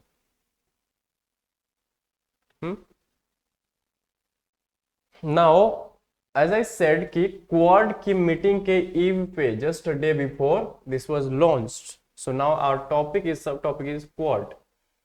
फिर इसके बारे में, इसके ऊपर हम आएंगे। Let's see the sub topic that is quad. What is quad? Quad का क्या मतलब होता है? Yes, so we call it quadrilateral grouping, ठीक है। Quad is 4 quadrilateral grouping. कौन कौन से हैं? Australia, Japan, USA, India.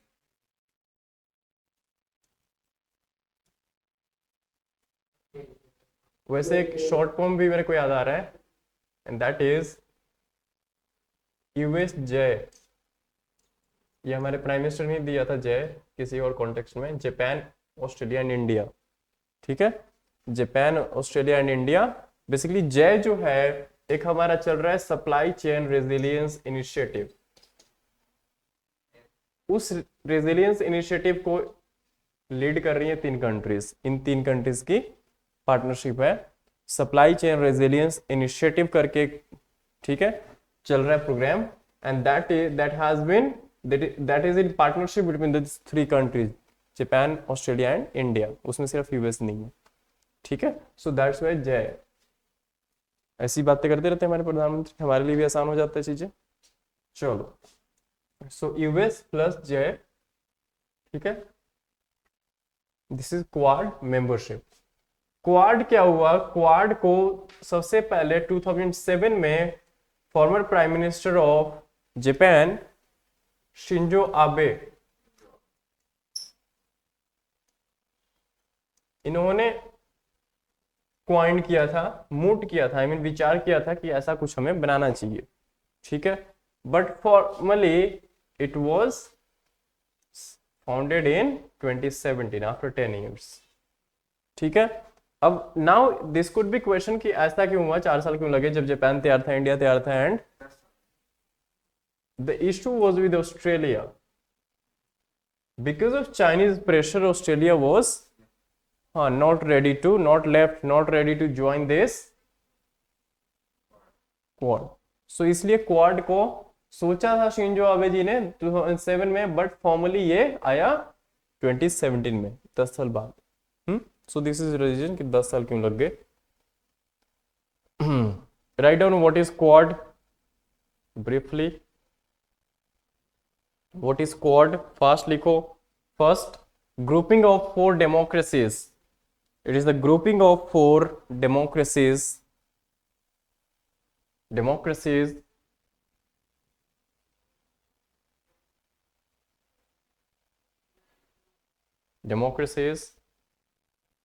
US जय और जय यूएस, कुछ भी लिख लो। जय यूएस और यूएस जय। US in Japan, Australia and India. All 4 have common grounds. All 4 nations find a common ground, hyphen, being democratic nations,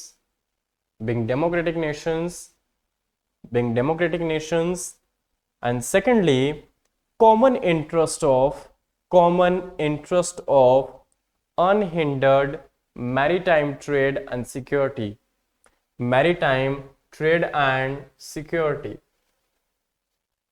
Remember, ये रीजन जो है इंडो पैसिफिक, ये why this is important, इसकी इंपॉर्टेंस इससे पता लगती है कि this region is a very very important sea lanes of communications, is a maritime trade lanes, ठीक है।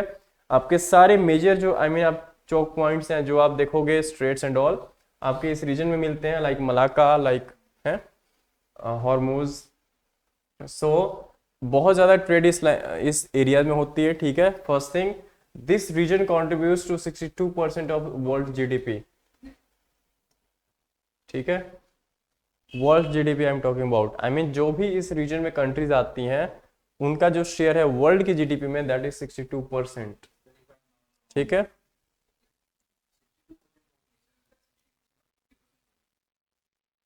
%40 of GDP is contributed by your ये 13 कंट्रीज. हम इंडो पैसिफिक की बात कर रहे हैं, इसका मतलब ये नहीं कि हमने सारे कंट्रीज को ले लिया. This is just a partnership of 13 countries, not the whole of Indo Pacific. 13 से तो बहुत ज्यादा देश है.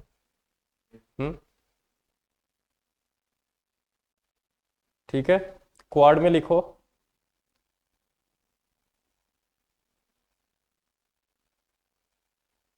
Objective. Next point is objective of quad.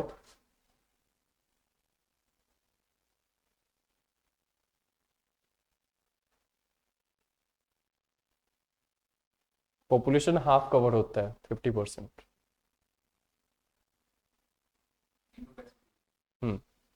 But जो जीडीपी है दैट इज अराउंड 62%. ठीक है, वर्ल्ड की. और ये 13 कंट्रीज को मिला करके कवर होता है 40%. ठीक है, क्योंकि इसमें आपके चारों बड़ी कंट्रीज आ जाती हैं जो टॉप 5 में आती हैं आपकी इकोनॉमी वाइज. टॉप 5 नहीं, 6 में. बेटी और US, China, even China is a part of Pacific. ठीक है, सी, चाइना, जापान एंड इंडिया. ठीक है, next point objective. Objective hyphen inverted commas में लिखना free comma open and prosperous inverted commas close Indo Pacific region. Indo Pacific region. ठीक है, this is objective. ये मैं बता चुका हूं कि first mooted by Shinzo Abe, former prime minister of Japan, in 2007, but it formally came into being in 2017. ठीक है, this is a quadrilateral coalition. 4 लोग हैं इसलिए इसको क्वाड कहते हैं इन शॉर्ट. वैसे क्वाड्रिलेटर सिक्योरिटी डायलॉग कहते हैं इसको. ठीक है, क्वाड्रिलेटर सिक्योरिटी डायलॉग. बेसिकली इसका पर्पस जो है that is security, guarding the maritime lanes of communication or trade in Indo-Pacific.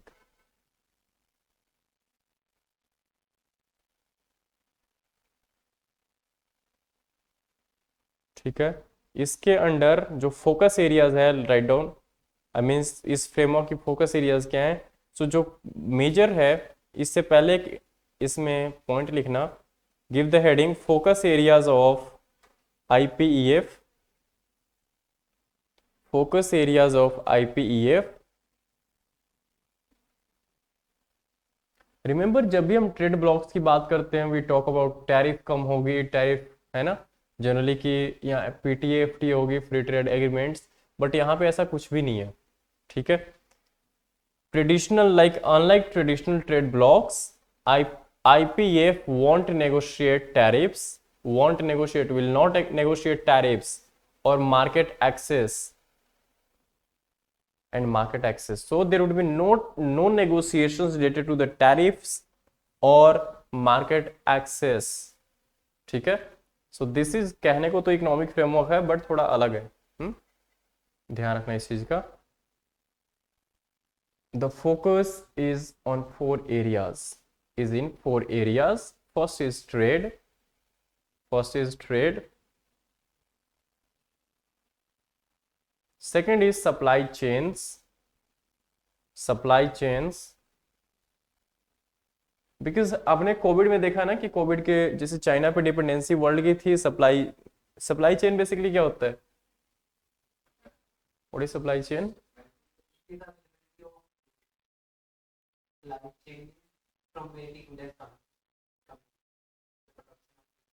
पूरे दुनिया में ही एक दूसरे यहाँ चल रहा है. Why we said that world is majorly dependent on China. That's why we saw the consequences of breakdown of supply chains during COVID pandemic. they can produce the goods at more cheaper and more efficient. Supply chain क्या होती है पहले ये बताओ।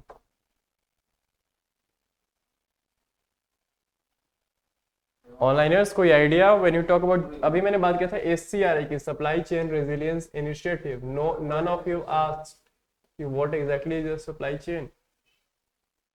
इस initiative को start करने का रीजन यही है कि the world is mostly dependent on China for the supply of raw materials. ध्यान रखना, जैसे इंडिया में मेडिसिन हम प्रोड्यूस करते हैं, we are one of the pharmacies of the world, but उस टाइम पे भी इश्यूज यही हुई थी कि मोस्टली इंग्रेडिएंट्स हैं, जैसे सोलर सिस्टम का है, सोलर ये हम लगा तो रहे हैं, इंस्टॉल कर रहे हैं, बट मोस्टली हम इंपोर्ट करते हैं चाइना से। बेसिक जो रॉ मटेरियल्स हैं, जो पार्ट्स हैं, हाँ, वो हर चीज के वर्ल्ड डिपेंडेंट है मोस्टली ऑन चाइना, ठीक है। सो इसलिए सप्लाई चेन है, आई मीन जो आपकी सप्लाई की एक चेन है, ठीक है, उसमें because of higher dependency on a particular nation, ठीक है, that breaks down during such kind of exogenous factors, ठीक है, लाइक योर कोविड पेंडेमिक, ठीक है, सच काइंड ऑफ एक्सीजेंसीज और इमरजेंसीज, ठीक है। सो दैट्स द रीजन कि एसीआरआई जो सप्लाई चेन रेजिलियंस इनिशिएटिव है जय की, वो इसी को ध्यान में रखते हुए बनाई गई है कि हमारी जो डिपेंडेंसीज है उसको डाइवर्सिफाई किया जाए, ठीक है। ये नहीं हो कि हम एक ही कंट्री के ऊपर डिपेंडेंट हो जाए और वहां पे कुछ दिक्कत आ जाती है, वो बंद कर देता है देना, तो सबके लिए परेशानी होगी। Like now we have the Russian Ukraine. Sir उस पे हुआ था जो पाम ऑयल एक्सपोर्ट बंद हाँ, काफी सारी इश्यूज हैं, आई mean not just palm, but ये बेसिकली आया ही था कोविड के टाइम पे चाइना को कॉन्टेक्स्ट में रखते हुए, ठीक है। नेक्स्ट सेकंड पॉइंट में सप्लाई चेन्स पे फोकस रहेगा। Third point is clean energy, comma decarbonisation and infrastructure development. Clean energy, decarbonization and infrastructure development slash in line with the Paris Agreement goals. In line with the Paris Agreement goals. COP21. So decarbonise करना है, already climate change, warming बहुत ज्यादा हो रही है carbon की वजह से, नाउ वी आर, तो हमें शिफ्ट होना है टुवर्ड्स रिन्यूएबल एनर्जी सोर्सेज, ठीक है। तो एक ये भी कोर फोकस एरियाज है, ठीक है। Next is last is tax and anti corruption measures. Tax and anti corruption measures, इसमें क्या होता है कि एक टैक्सेशन इश्यूज हैं, जैसे वो हम बात करते हैं ना, anti money laundering and all, shell companies, है ना, इवेजन ऑफ टैक्सेशन, नॉट हवाला, ठीक है, कि जहाँ पे टैक्स रेट कम है वहां पे कंपनी शेल कंपनी ओपन करके फिर उसको रीराउट करके, हाँ। सो इस तरह की टैक्सेशन पे, ठीक है, उसे टैक्सेशन के लिए तो आ ही गया है जो common global common minimum tax बनाया गया, दैट इज 15%। सो उससे काफी, हाँ, इवन इंडिया हैज ज्वाइंड। उसके बाद anti corruption, I mean anti corruption with respect to anti money laundering, ठीक है, हाँ, टैक्स इवेजन बेसिकली इस रीजन में, इंडो पैसिफिक में, ठीक है, ठीक है। तो ये सारे चीजों को ध्यान रखना है।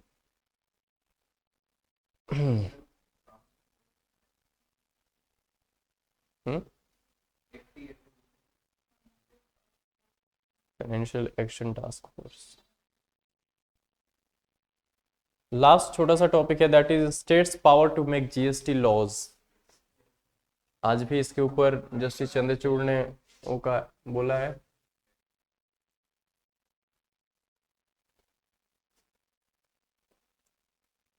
States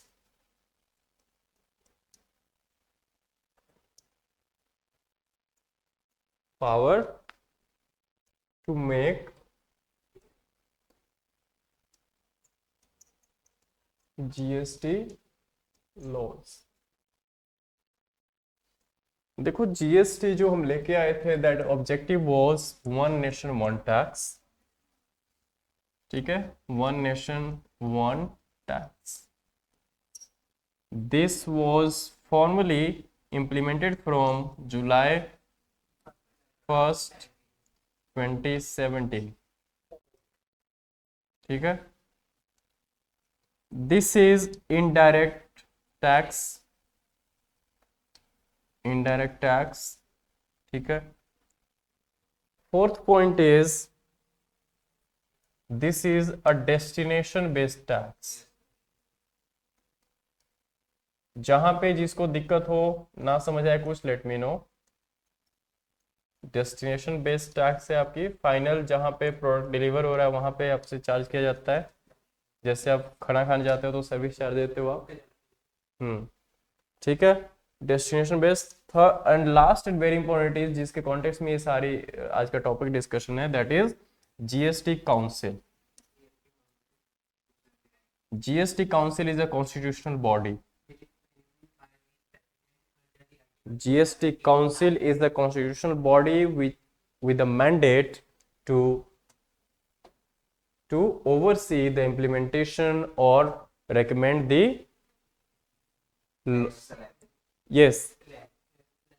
oversee the implementation of overall your GST, ठीक है। इसी के कॉन्टेक्स्ट में एक जजमेंट आई है सुप्रीम कोर्ट की, and that is related to, कहीं ना कहीं उस जजमेंट ने फेडरलिज्म की भी बात की है। So recently Supreme Court judgement underlining the importance of cooperative federalism, ठीक है, held that union and state legislatures have equal, simultaneous and unique powers to make laws on GST, and recommendations of GST Council are not binding on them. This line is very very important, कि जो भी GST council recommend करती है, remember this is chaired by union finance minister, ठीक है। जो भी इसकी रिकमेंडेशंस होगी जीएसटी काउंसिल की, that will not be binding on either centre और द स्टेट, ठीक है। इस पॉइंट को बस इस पूरी चीज से याद रखना, बाकी कहानी है, ठीक। तो यहाँ पे कोऑपरेटिव फेडरलिज्म की बात की है सुप्रीम कोर्ट ने, तो हमारे लिए जरूरी हो जाता है जानना कि फेडरलिज्म क्या है।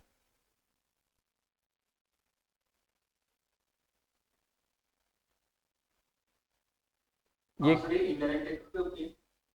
हाँ इनडायरेक्ट होती है ना, क्यों होती है? क्योंकि इसका अच्छा क्या होता है, देखो डायरेक्ट इनडायरेक्ट दो तरीके के टैक्स होते हैं, ठीक है। डायरेक्ट में क्या है कि जिस पे टैक्स लगा वही पे करता है, like your income tax. Incidence and impact of the tax falls on the same person, ठीक है, in your direct tax. Like for example income tax, आपकी सैलरी आ रही है, आप ही पे करोगे, कोई और तो देगा नहीं, आपके अकाउंट से पैसे कटेंगे।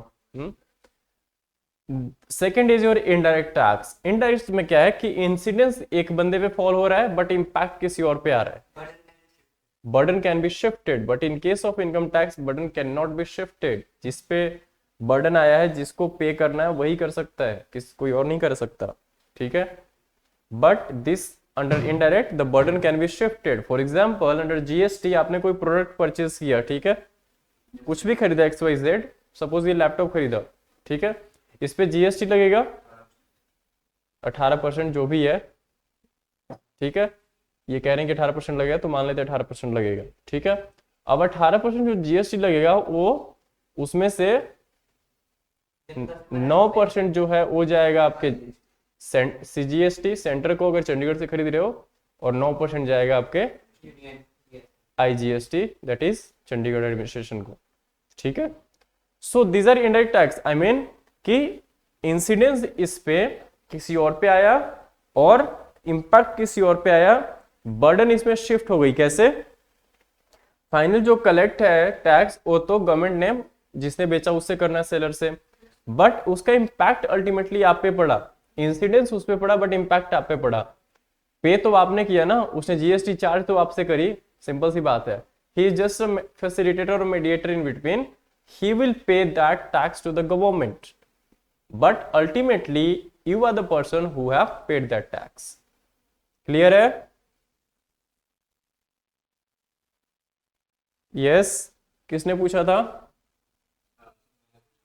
क्लियर है? अल्टीमेटली सर जो बायर उसको पे करना पड़ेगा। ऑफ कोर्स इनडायरेक्ट टैक्स का मतलब ही होता है कि इनडायरेक्टली पेइंग, इसीलिए डेस्टिनेशन है ना, डेस्टिनेशन टैक्स, जो भी कंजम्पशन कर रहे हो या जो भी कुछ खरीद रहे हो, फाइनल जो डेस्टिनेशन है वहां पे टैक्स पे करना है. So every indirect tax is paid by the final consumer, और जिस जो भी गुड ले रहा है, you can say the consumer और purchaser of a particular good. ठीक है. Next is, since this judgment has referred or talked about the cooperative federalism, so it's become important for us to understand what exactly is the federalism, cooperative federalism. So federalism क्या होता है? बहुत easy है. What is federalism? When the units of more than one level of government. Units of government. Basically the relation between the federation and the federal units, है ना? जैसे US is a federal country, we are not a federal country. हाँ, quasi federal और quasi federal. ठीक है. सो cooperative federalism, right down what is cooperative and competitive federalism. Keep the heading cooperative and competitive federalism. Cooperative and competitive federalism. First is not coined bye NITI Aayog. NITI Aayog ने the central and state. First is cooperative federalism. पहले cooperative की हम बात करेंगे. The centre and state shares a horizontal. The centre, cooperative में क्या है कि एक ही लेवल पे हैं, कोऑपरेट कर रहे हैं. तो कोऑपरेट कब करते हो? जब आप सेम लेवल पे होते हो. ठीक है. So this is centre, this is state, both are cooperating at the same level. So this is called cooperative federalism. Shares a horizontal, this is horizontal, right. ऊपर नीचे नहीं है. ऊपर नीचे जो होगा दैट वुड बी वर्टिकल. ठीक है. But this is rather horizontal. So shares a horizontal relationship where they cooperate in the larger public interest. Shares a horizontal relationship where they cooperate in the larger public interest. Second point, it enables states participation. It enables states participation in the formulation and implementation of national policies. It enables states participation in the formulation and implementation of national policies. ठीक है. कोई central policies है, कोई central sector scheme है, तो अगर दोनों के बीच में अच्छे रिलेशंस हैं तो इजिली स्मूथली वो इम्प्लीमेंट हो जाता है स्टेट्स में. अगर नहीं है, for example like West Bengal, तो वहां पे पीएम किसान इम्प्लीमेंट नहीं होता. So you can take the, हाँ, आयुष्मान भारत भी. ठीक है. बिकॉज उनके अपने सेम काइंड ऑफ स्कीम्स हैं. ठीक. सो कोऑपरेशन होगी तो चीजें स्मूथली हो जाती है, अगर नहीं होगी तो फिर रुकावटें तो आएगी. Last point is constitutionally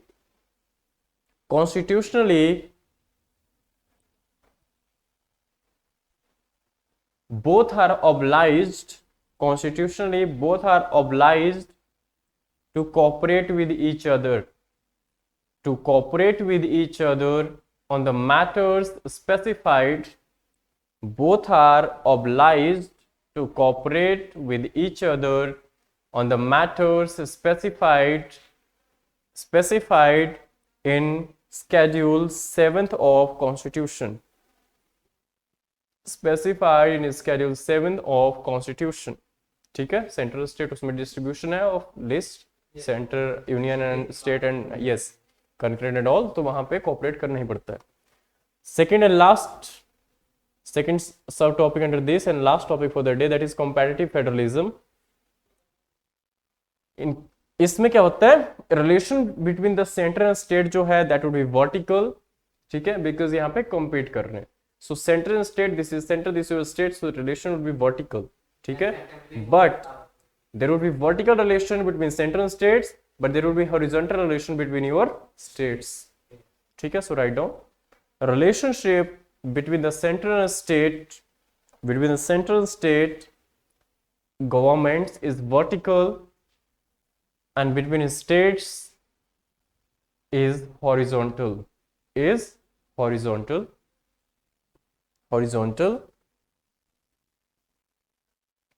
so basically competitive federalism की जो सिग्निफिकेंस है या जो इतना प्रोमिनेंस है वो आया आपके पोस्ट एलपीजी रिफॉर्म्स. ठीक है. बिकॉज जब इकोनॉमी ओपन हुई तो हर स्टेट को हो गया कि हमने डेवलप बनना है, तो हर स्टेट्स ने आपस में कॉम्पीट करना स्टार्ट किया, ठीक है, इन गुड फेथ।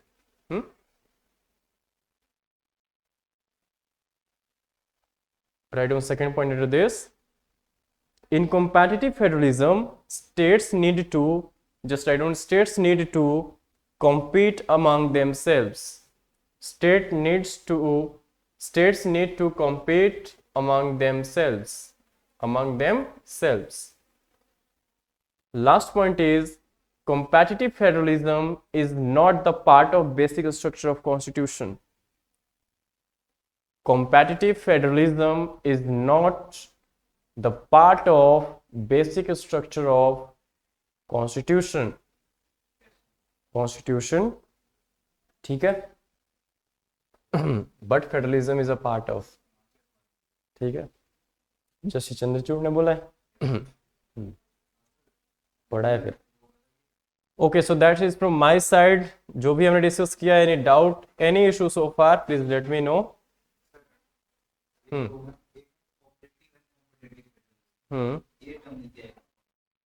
क्या चीज? Competitive federalism.